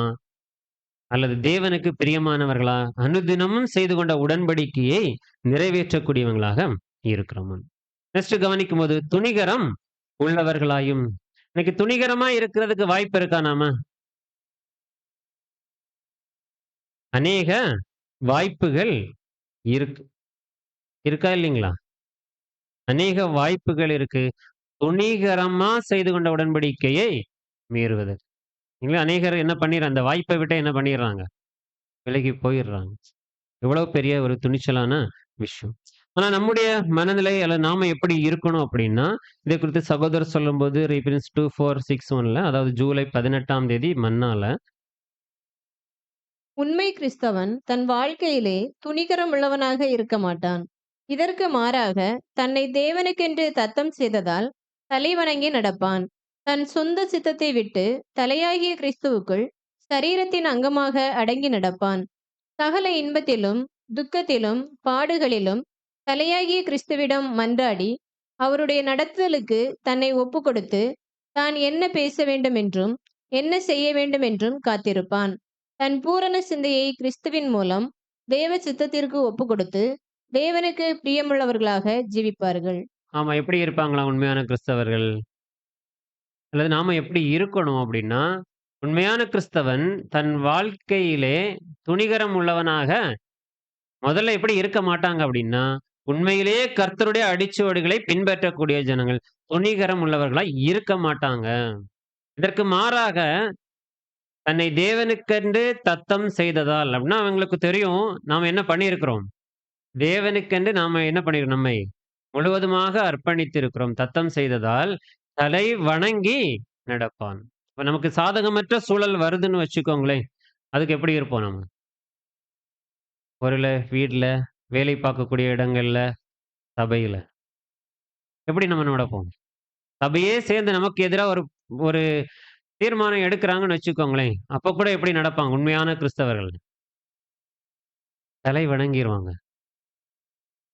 சபையெல்லாம் சேர்ந்து ஒரு கருத்தை முன்வைக்கிறாங்க அப்படின்னா, அந்த கருத்துக்கு முக்கியத்துவம் கொடுத்துட்டு, தன்னுடைய கருத்தை முழுவதுமாக இல்லாமல் போக வச்சுருவாங்க. ஒரு ஓரமா வச்சுட்டு, சபை என்ன சொல்றாங்களோ, அதற்கு தலை வணங்கி நடப்பாங்க. ஏன்னா, உலகத்துல சபைக்கு தான் தேவன் என்ன பண்ணியிருக்காங்க, முழு அதிகாரமும் கொடுத்திருக்காங்க. எந்த ஒரு தனிப்பட்ட சகோதரனுக்கோ, சகோதரிக்கோ தேவன் கொடுக்கல. தன்னை வணங்கி நடப்பாங்க. தன் சொந்த சித்தத்தை விட்டு தலையாகிய கிறிஸ்துவுக்குள் சரீரத்தின் அங்கமாக அடங்கி நடப்பார்கள். எப்படி நடக்கணுமா? தன்னுடைய சொந்த சித்தத்தை முழுவதுமா விட்டுட்டு, தலையாகிய கிறிஸ்துவுக்குள் சரீரத்தின் அங்கமாக அடங்கி நடப்பாங்க. அப்படின்னா சபையில நம்முடைய நிலைமை எப்படிதான் இருக்குன்னு நம்ம நினைக்கணும் அப்படின்னா, நானும் இந்த சபையில ஒரு அங்கம். கிறிஸ்துவின் சரீரத்துல நான் ஒரு அங்கம். அதுபோல தான் என்னுடைய உடன் சகோதர சகோதரிகளும் அவங்களும் ஒவ்வொரு அங்கங்கள் அப்படின்னு தலைவணங்கி நடப்பாங்க. சகல இன்பத்திலும், துக்கத்திலும், பாடுகளிலும் தலையாக கிறிஸ்துவிடம் மன்றாடி, அவருடைய நடத்துதலுக்கு தன்னை ஒப்பு கொடுத்து, தான் என்ன பேச வேண்டும் என்று, என்ன செய்ய வேண்டும் என்றும் காத்திருப்பான். ஏன்னா சாதகமற்ற சூழல் வரும்போது, அந்த சூழலுக்கு தன்னை முழுவதுமாக ஒப்பு கொடுத்து, நான் என்ன பேசணும்னு நீங்க விரும்புகிறீங்க அப்படிங்கிறது தேவனுடைய வழிநடத்தல் கிடைக்கிறது வரைக்கும் அதுக்கு ஒப்பு கொடுத்து அமைதியா காத்திருப்பாங்க. தன் பூரண சிந்தையை கிறிஸ்துவின் மூலம் தேவ சித்தத்திற்கு ஒப்பு கொடுத்து தேவனுக்கு பிரியமுள்ளவர்களா ஜீவிப்பார். அப்படின்னா தன்னுடைய முழு சிந்தையும் யாருக்கு ஒப்பு கொடுத்துறாங்க அப்படின்னா தேவ சித்தத்திற்கு ஒப்பு கொடுத்து தேவனுக்கு பிரியமுள்ளவனாக ஜீவிப்பார். அப்ப நாம எப்படிதான் இருக்க வேண்டியது இருக்கு அப்படின்னா, துணிகரம் உள்ளவர்களாக நாம என்ன பண்ணக்கூடாது, இருக்கக்கூடாது. ஒருவேளை இருந்தோம்னா நாம இதெல்லாம் செய்ய முடியாது. துணிகரம் உள்ளவர்களால சாதகமற்ற சூழல்ல தலை வணங்கி தேவன் அனுமதித்த அந்த சூழலையே அவங்களால என்ன பண்ண முடியாது, ஏற்றுக்கொள்ள. அதனாலதான் எதிர்த்து நிற்பாங்க. ஒரு அலுவல் கூட்டங்கள் எல்லாம் பார்க்க முடியும். சபையெல்லாம் ஒரு தீர்மானம் எடுத்தாலும் யாரோ ஒரு சிலர் நிற்பாங்க எதிர்த்து. எப்படி நான் அதை விட நல்ல கருத்து சொன்னனே, எதுக்கு யாரும் சப்போர்ட் பண்ணலையே. அப்ப ஏன் நிக்கிறாங்க அப்படின்னா, கிறிஸ்துவுடைய சரீரமாக சபையில நானும் ஒரு அங்கம். சரீரமாக சபையில நானும் அங்கமாக இருக்கிறதுனால இந்த விஷயங்களுக்கு நானும் அடிபணிந்து நடக்கணும் அப்படின்ட்டு தன்னுடைய சுய சித்தத்தை எடுத்து போடாம இருக்கிறதுனால. இப்ப நாம அப்படி என்ன பண்ணக்கூடாது அப்படின்னா, இருக்கக்கூடாது. முழுவதுமாக தேவனுடைய சித்தத்திற்கு நம்ம ஒப்பு கொடுத்து தலை வணங்கி அந்த தேவனுடைய சித்தத்திற்கு ஒப்பு கொடுத்து நாம கடந்து போகணும். நெக்ஸ்ட் போகும்போது இருமாப்பு உள்ளவர்களாயும். நாம இருமாப்பு உள்ளவர்களா இருக்கிறதுக்கு வாய்ப்பு இருக்கா? இருமாப்பு உள்ளவர்களாயும் அப்படிங்கும்போது தன்னை குறித்து எண்ணுவதற்கு மிஞ்சி எண்ணுவது. தன்னை குறித்து எண்ணுவதற்கு மிஞ்சின எண்ணம் கொள்வது. அப்போ நம்மை குறித்து நம்ம அதிகமா எண்ணுகிறோமா? மிஞ்சி எண்ணுகிறோமா? ஆமா, சில நேரங்கள் அது நம்ம எட்டி பார்க்குது இல்லைங்களா? ஆனா என்ன பண்ணிதான் ஆக வேண்டியது இருக்குன்னா, அதையும் நாம் அடக்கி வச்சுதான் ஆகணும் இல்லைங்களா? ஒரு சப்ஜெக்ட் எடுத்துட்டோம் அப்படின்னா நமக்கு என்ன தோணும்? 4 பேர் நம்மட்ட நல்லா இருந்து பிரதர் அப்படின்னு சொன்னாலே என்ன வந்துரும்? ஆமா. அடுத்த தடவ சப்ஜெக்ட் எடுக்கும்போது, நான் தான் என்னால மட்டும் தான் நல்லா சப்ஜெக்ட் எடுக்க முடியும்னு ஒரு மனநிலை வந்துரும். அப்போ அதான் அந்த துணிகரம் அல்லது இருமாப்பு அடைவதற்கு வாய்ப்பு இருக்கு. இப்ப இருமாப்பு அடைவதற்கு அநேக வாய்ப்புகள் இருக்கு. இப்ப நம்மை குறித்து எண்ணுவதற்கு மிஞ்சி நாம என்ன பண்ண முடியாது அப்படின்னா, எண்ணுவதற்கு ஏதாவது இருக்கா? நம்மை குறித்து எண்ணுவதற்கு மிஞ்சி எண்ணுவதற்கு ஏதாவது ஒரு விஷயம் நம்ம இடத்துல இருக்கா?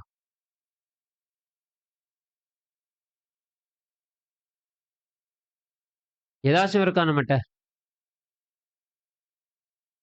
எதுவுமே இல்ல. சத்தியம் யாருடையது?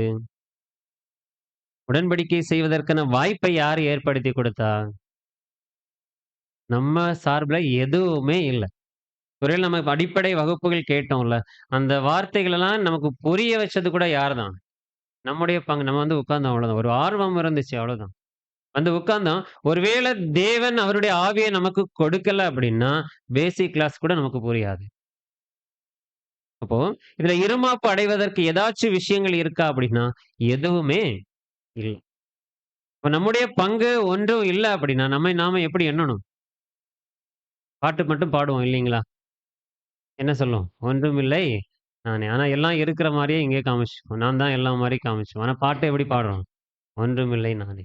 அப்போ நம்மை குறித்து எண்ணுவதற்கு மிஞ்சி நம்ம என்ன பண்ணக்கூடாது அப்படின்னா, எல்லா சூழலையும் நம்ம என்ன நினைக்கணும் அப்படின்னா, நான் ஒண்ணுமே, நான் 0.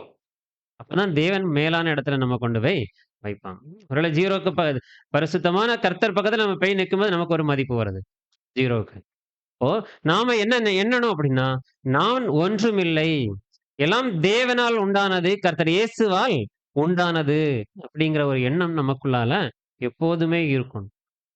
நம்மளால எதுவுமே செய்ய முடியாது அப்படிங்கிற ஒரு எண்ணமும் இருக்கணும். ஆனா எப்படி செய்ய முடியும் அப்படின்னா, தேவனும் கர்த்தர் இயேசுவும் என்னோடு இருந்தா, அவங்க எனக்கு அவங்களுடைய ஆவியை தந்து என்னை வழிநடத்தினா, என்னால என்ன பண்ண முடியும்? எல்லா விஷயங்களையும் செய்ய முடியும். அதுக்கு பதிலாக நான் செய்வேன், என்னால முடியும் அப்படின்னு நம்ம நம்புறோம் அப்படின்னா, நாம இருமாப்பு உடையவர்களாய் இருப்போம்.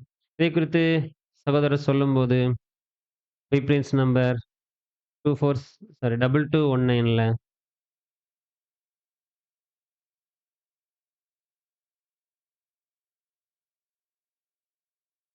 தெய்வீக திட்டப்படி மெய் சத்தியத்தை மற்றவர்களுக்கு போதிக்க விரும்புகிறவர்களுக்கு அவர்களுக்கே உரிய பலவிதமான சோதனை, துன்பங்களும் உண்டாகும். எனவே அவர்கள் வேதாகமத்தை பற்றி தெளிந்த அறிவும், தேவ ஆவியும், ஆவியின் கனிகளும் மிகுதியாய் உடையவர்களாய் இருக்க வேண்டும். அறிவானது அப்போஸ்தலர் கூறுவது போல வீணான இருமாப்பையும் அகந்தையையும் உண்டாக்கும். அகந்தையும் உண்டாக்கும். சத்துருவானவனின் சோதனைக்கு உட்பட்டு சீஷர்களை தங்களிடத்தில் இழுத்துக் கொள்வார்கள். ஆகவே கர்த்தருடைய ஊழியக்காரராக, போதகராக இருக்க விரும்புகிறவர்கள் ஆவியின் கனிகளையும், சாந்த குணத்தையும், அன்புடன் இணைந்த அறிவையும் வளர்த்துக் கொள்ள வேண்டும். அறிவு இருமாப்பை உண்டாக்கும். அன்போ பக்தி விருத்தியை உண்டாக்கும். ஆமா. எப்படி இந்த இருமாப்பு நிலைமைக்கு போயிடுறோம் அப்படின்னா, அறிவு. சத்தியத்தின் அறிவு நமக்குள்ளால இருக்கும்.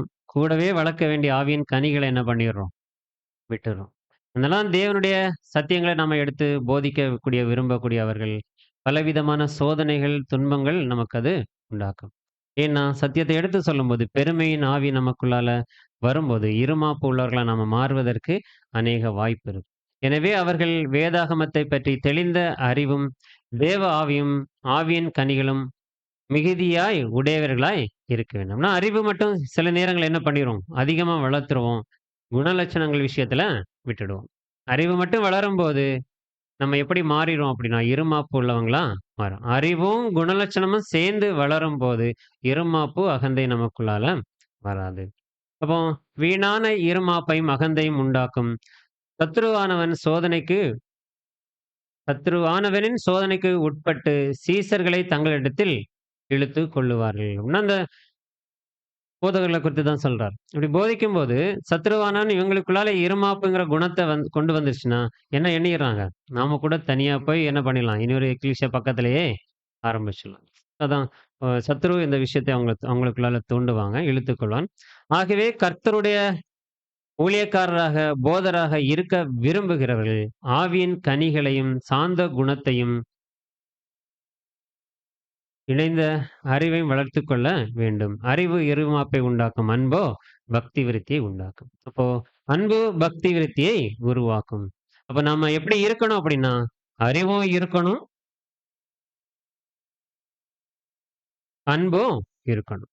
குணலட்சணமும் முக்கியம், சத்தியத்தின் அறிவும் ரொம்ப முக்கியம். 2ம் இருந்தா தான் நம்மளால என்ன பண்ண முடியும்னா, சரியான பாதையில போக முடியும். ஒருவேளை ரோமர் 12:3ல நம்ம வாசிக்கும்படி, உங்களில் எவனாலும் தன்னை குறித்து எண்ண வேண்டியதற்கு மிஞ்சி எண்ணாமல், அவனவனுக்கு தேவன் பகிர்ந்த விசுவாச அளவின்படி தெளிந்த எண்ணமுள்ளவனாக எண்ண வேண்டும். இப்போ நமக்கு என்ன தேவன் கொடுத்திருக்கிறாங்களோ, அந்த எண்ணத்துக்குள்ளால் நம்முடைய எண்ணங்கள் இருக்கும்படி நம்ம பார்த்துக்கொள்ளணும். அதை மிஞ்சி நம்ம என்ன பண்ணக்கூடாதுன்னா, நம்மளை குறித்து நம்ம மெச்சிக்கொள்ளக்கூடிய விதத்துல நாம எண்ணக்கொள்ளக்கூடாது. இன்னும் தன்னை தானே மெச்சிக்கொள்ற விதத்துல நம்முடைய வார்த்தைகளும், செயல்பாடுகளும் கூட என்ன பண்ணக்கூடாது? இருக்க கூடாது. இப்போ இன்னும் நம்ம இந்த விஷயத்துல புத்திமான்கள் எண்ணிக்கொள்ள முடியுமா? ஏன்னா, நான் செஞ்சேன் அப்படின்னு எந்த விதத்துலலாம் நம்ம சொல்றோமோ, அங்கெல்லாம் நம்ம என்ன காமிக்கிறோம்னா, நம்மளே புத்திமான்களாக காண்பிக்கிறோம். ஏன்னா உண்மையிலேயே புத்தி எங்கிருந்து தான் வந்துச்சு? தேவனிடத்திலிருந்து தான் நமக்கு வந்துச்சு. ஞானம் எங்கிருந்து தான் வந்துச்சு? தேவனிடத்திலிருந்து தான் வந்துச்சு. அப்ப நம்மளை நாமளே என்ன பண்ணிக்கொள்ள முடியாதுன்னா, புத்திமான்கள் என்று எண்ணிக்கொள்ள முடியாது. ஒருவேளை 2 கொரிந்தியர் 2ஆம் அதிகாரம் 10வது வசனம். ஆகிலும் தங்களைத் தாங்களே மெச்சிக்கொள்ளுகிற சிலருக்கு நாங்கள் எங்களை சரியாக்கவும் ஒப்பிடவும் துணிய மாட்டோம். தங்களைக் கொண்டு தங்களை அளந்து கொண்டு தங்களுக்கே தங்களை ஒப்பிட்டுக் கொள்கிற அவர்கள் புத்திமான்கள் அல்ல. ஆமா. தங்களை தாங்களே ஒப்பிட்டுக் கொள்கிற யாரு கிடையாதாம்? இப்ப நான் தான் செஞ்சேன். நான் தான் அப்படி நம்ம கூடயே கம்பேர் பண்ணி பார்க்கிறது. இப்ப இவங்க யாரும் கிடையாது அப்படின்னா, புத்திமான்கள் கிடையாது. அப்ப நாம புத்திமான்களா? இல்லையான்னு நம்ம என்ன பண்ணணும்? நம்மை நாமே நிதானிக்கணும். நெக்ஸ்ட் கவனிக்கும்போது, சுகபோக பிரியராய் இராமல் தேவ பிரியராய் இருக்கணும். அப்ப சுகபோக பிரியராய் நாம இருக்கக்கூடாது. அதுக்கு பதிலாக எப்படி இருக்கணும்னா, தேவ பிரியராய் இருக்கணும். அப்ப தேவ பிரியராய் இருக்கணும் அப்படின்னா எப்படி இருக்கிறது?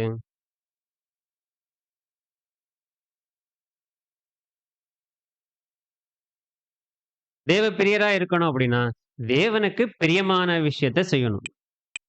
சுய சித்தத்தை செய்யாம, தேவனுக்கு பிரியமான விஷயத்தை செய்யணும். இப்ப நம்முடைய வாழ்க்கையில ஒவ்வொரு இடங்கள்லயும் தேவனை பிரியப்படுத்தும் விதமாக நம்முடைய செயல்பாடுகள் ஒவ்வொன்றும் இருக்கணும். அதனாலதான் தீத்துவுக்கு அப்போஸ்தலர் எழுதும்போது 2ஆம் அதிகாரம் 12வது வசனத்துல சொல்லும்போது,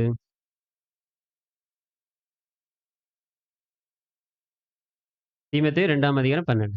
நாம் அவபக்தியையும் லௌகிக இச்சைகளையும் வெறுத்து தெளிந்த புத்தியும் நீதியும் தேவ பக்தியும் உள்ளவர்களாய் இவ்வுலகத்திலே ஜீவனம் பண்ணி. நம்ம எப்படி ஜீவனம் பண்ணணுமா? அவபக்திய, லௌகிக இச்சைகளையும் வெறுத்து, தெளிந்த புத்தியும், நீதியும், தேவ பக்தியும் உள்ளவர்களாய் ஜீவனம் பண்ணணும். இப்போ சபைக்கு வரும்போது மட்டும் இல்ல, சபை கூடுகையில பங்கெடுக்கும்போது மட்டும் தேவ பக்தி இல்ல, எல்லா சூழல்கள் மத்தியிலும் என்ன இருக்கணும்? தேவ பக்தி இருக்கணும். அப்படி தேவ மீது ஒரு அச்சம், பயம் இருந்துச்சு அப்படின்னா, தேவனுக்கு விரோதமான விஷயங்களை நம்மளால செய்ய முடியாது. தேவனுக்கு பிரியமில்லாத விஷயங்களை நம்மளால செய்யவே முடியாது. நாம் செய்து கொண்ட உடன்படிக்கை அலட்சியப்படுத்த முடியாது நம்மளால. நம்ம செய்து கொண்ட உடன்படிக்கையை அனுதினமும் நிறைவேற்றக்கூடியவங்களாக எல்லா சூழலும், சாதகமான சூழல், சாதகமற்ற சூழல், எல்லா சூழல்களிலும் தேவனோடு கூட செய்து கொண்ட உடன்படிக்கையை நிறைவேற்றக்கூடியவங்களாக இருப்போம். அப்ப நம்முடைய மனநிலை, நம்முடைய சிந்தை எப்படி இருக்கும் தெரியுங்களா? அல்லது நம்முடைய மனசுல என்ன இருக்கும் தெரியுங்களா? உண்மையிலேயே தேவபக்தி உள்ளவர்களா நாம இருந்தோம் அப்படின்னா, சங்கீதம் 89:34. என் உடன்படிக்கையை மீறாமலும் என் உதடுகள் விளம்பினதை மாற்றாமலும் இருப்பேன். என்ன சொல்லுவோம் நாம? நம்முடைய இருதயத்துல இப்படிதான் இருக்கும். என் உடன்படிக்கையை நான் என்ன பண்ண மாட்டேன்? மீற மாட்டேன். என் உதடுகள் விளம்பினதை மாற்றாமல் என்ன நம்ம உதடுகளா என்ன சொன்னோம்? உம்முடைய சித்தம் செய்ய இதோ வருகிறேன். அப்படி சொன்ன விஷயத்த மாத்திக்கவே மாட்டோம்னு சொல்றோம். மாத்திக்க மாட்டோம் அப்படின்னா, எந்த விஷயத்திலையும் என்னுடைய சுயசித்தம் செய்யவே மாட்டேன். இது நம்முடைய இருதயத்துல இருந்துச்சு அப்படின்னா, அல்ல தேவபக்தி உள்ளவர்களா இருந்தோம்னா, நம்முடைய இருதயத்தின் நிலைமை இப்படிதான் இருக்கும். உடன்படிக்கை என்ன பண்ண மாட்டோம் அப்படின்னா, எப்பொழுதுமே நாம என்ன பண்ண வேண்டியது இருக்குன்னா, நினைவில் வைத்தவர்களாக நாம் எப்போதுமே இருக்கணும். என்ன விஷயத்த? நாம் ஒரு உடன்படிக்கையின் வாழ்க்கைக்கு உட்பட்ட ஜனங்கள். உலக பிரகாரமான ஜனங்கள் நாம கிடையாது. அல்லது நான் கிடையாது அப்படிங்கிற ஒரு விஷயம் நம்முடைய இருதயத்துல எப்போதுமே இருக்கணும். அதனாலதான் இன்னும் சங்கீதக்காரர் சொல்லும்போது, சங்கீதம் 119, 158ல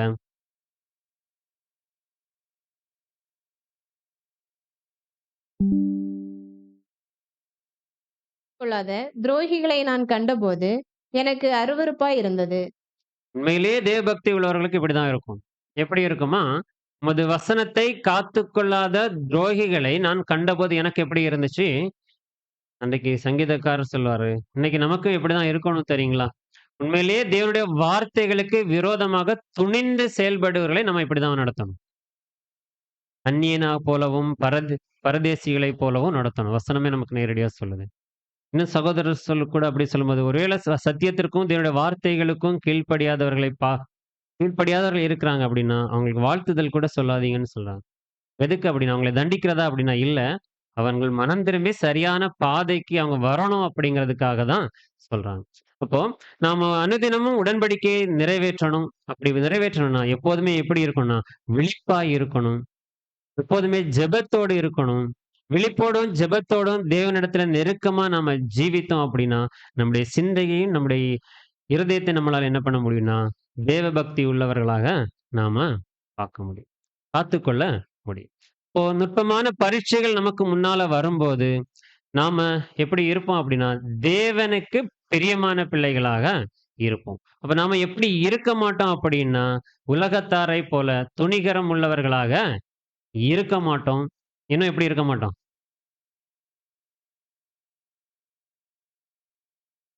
எப்படி இருக்க மாட்டோம்? நீங்க தான் சொல்லணும். எனக்கு மறந்துடுச்சு. துணிகரம் உள்ளவர்களாயும், இருமாப்பு உடையவர்களாயும், இன்னும் எப்படி? துரோகிகளாயும், தேவபக்தியின் வேஷம் தரித்தவர்களாயும் இருக்க மாட்டோம். அப்ப எப்படி இருப்போம்னா, துணிகரம் உள்ளவர்களாய் இருக்கதுக்கு பதிலா, உடன்படிக்கையை அனுதினம் நிறைவேற்றக்கூடியவங்களா இருப்போம். தேவனுடைய வார்த்தைகளுக்கு முழுவதுமாக கீழ்ப்படியக்கூடியவர்களாக இருப்போம். எல்லா விதத்திலும் தேவனுடைய நாமம் நம் நிமித்தமாக மகிமைப்படும் விதமாக மட்டுமே நம்முடைய வாழ்க்கை முறை இருக்கும். அப்போ கடைசியா ஒரு வசனம் வாசித்து நம்ம முடிச்சிடலாம். சங்கீதம் 86:11. கர்த்தாவே, உமது வழி எனக்கு போதியும். நான் உமது சத்தியத்திலே நடப்பேன். நான் உமது நாமத்திற்கு பயந்திருக்கும்படி என் இருதயத்தை ஒருமுகப்படுத்தும். ஆமா. என்ன காரணம் அப்படின்னா, அநேக நேரங்கள்ல நாம இப்படி போறதுக்கு, நம்முடைய இருதயம் ஒருமுகப்பட்டு இல்ல. நம்முடைய இருதயம் தேவன் பக்கமா இருந்துச்சு, ஒருமுகப்பட்டு இருந்துச்சு அப்படின்னா, நாம எப்படி இருப்போம் அப்படின்னா, உலகத்தார் இந்த கடைசி நாட்கள்ல அவங்க அப்படிதான் இருப்பாங்க. எப்படி இருப்பாங்க? இந்த யுகத்தின் முடிவுல ஆபத்துல இருக்கிறாங்க. இப்ப நாமளும் மாபெரும் ஆபத்துல இருக்கிறோம். நமக்கு தான் ஜீவனா, மரணமாங்கிற ஆபத்துல இருக்கிறோம். நாம நம்மை நாமே நிதானிக்கணும். இந்த உலகத்தின் ஆவி நமக்குள்ளால இருக்கா? இல்லையாங்களா? ஒருவேளை இல்ல அப்படின்னா, அல்லது இருக்கு அப்படின்னா, நம்மை நாமே என்ன பண்ணிக்கொள்ளலாம்? சீர்தூக்கி பார்த்து சரிப்படுத்திக் கொள்ளலாம். இல்ல அப்படின்னா, தேவனுக்கு நன்றி சொல்லி, இன்னும் அதிகமா பரிசுத்தம் உள்ளவர்கள் ஆகுவதற்கு நம்மை நாமே முயற்சி எடுக்கலாம். இந்த ஒரு பாடம் கூட உங்களுக்கு பிரயோஜனமா இருந்திருக்கு என்று விசுவாசிக்கிறோம். பொறுமையோடு கேட்ட யாவருக்கும் நன்றி.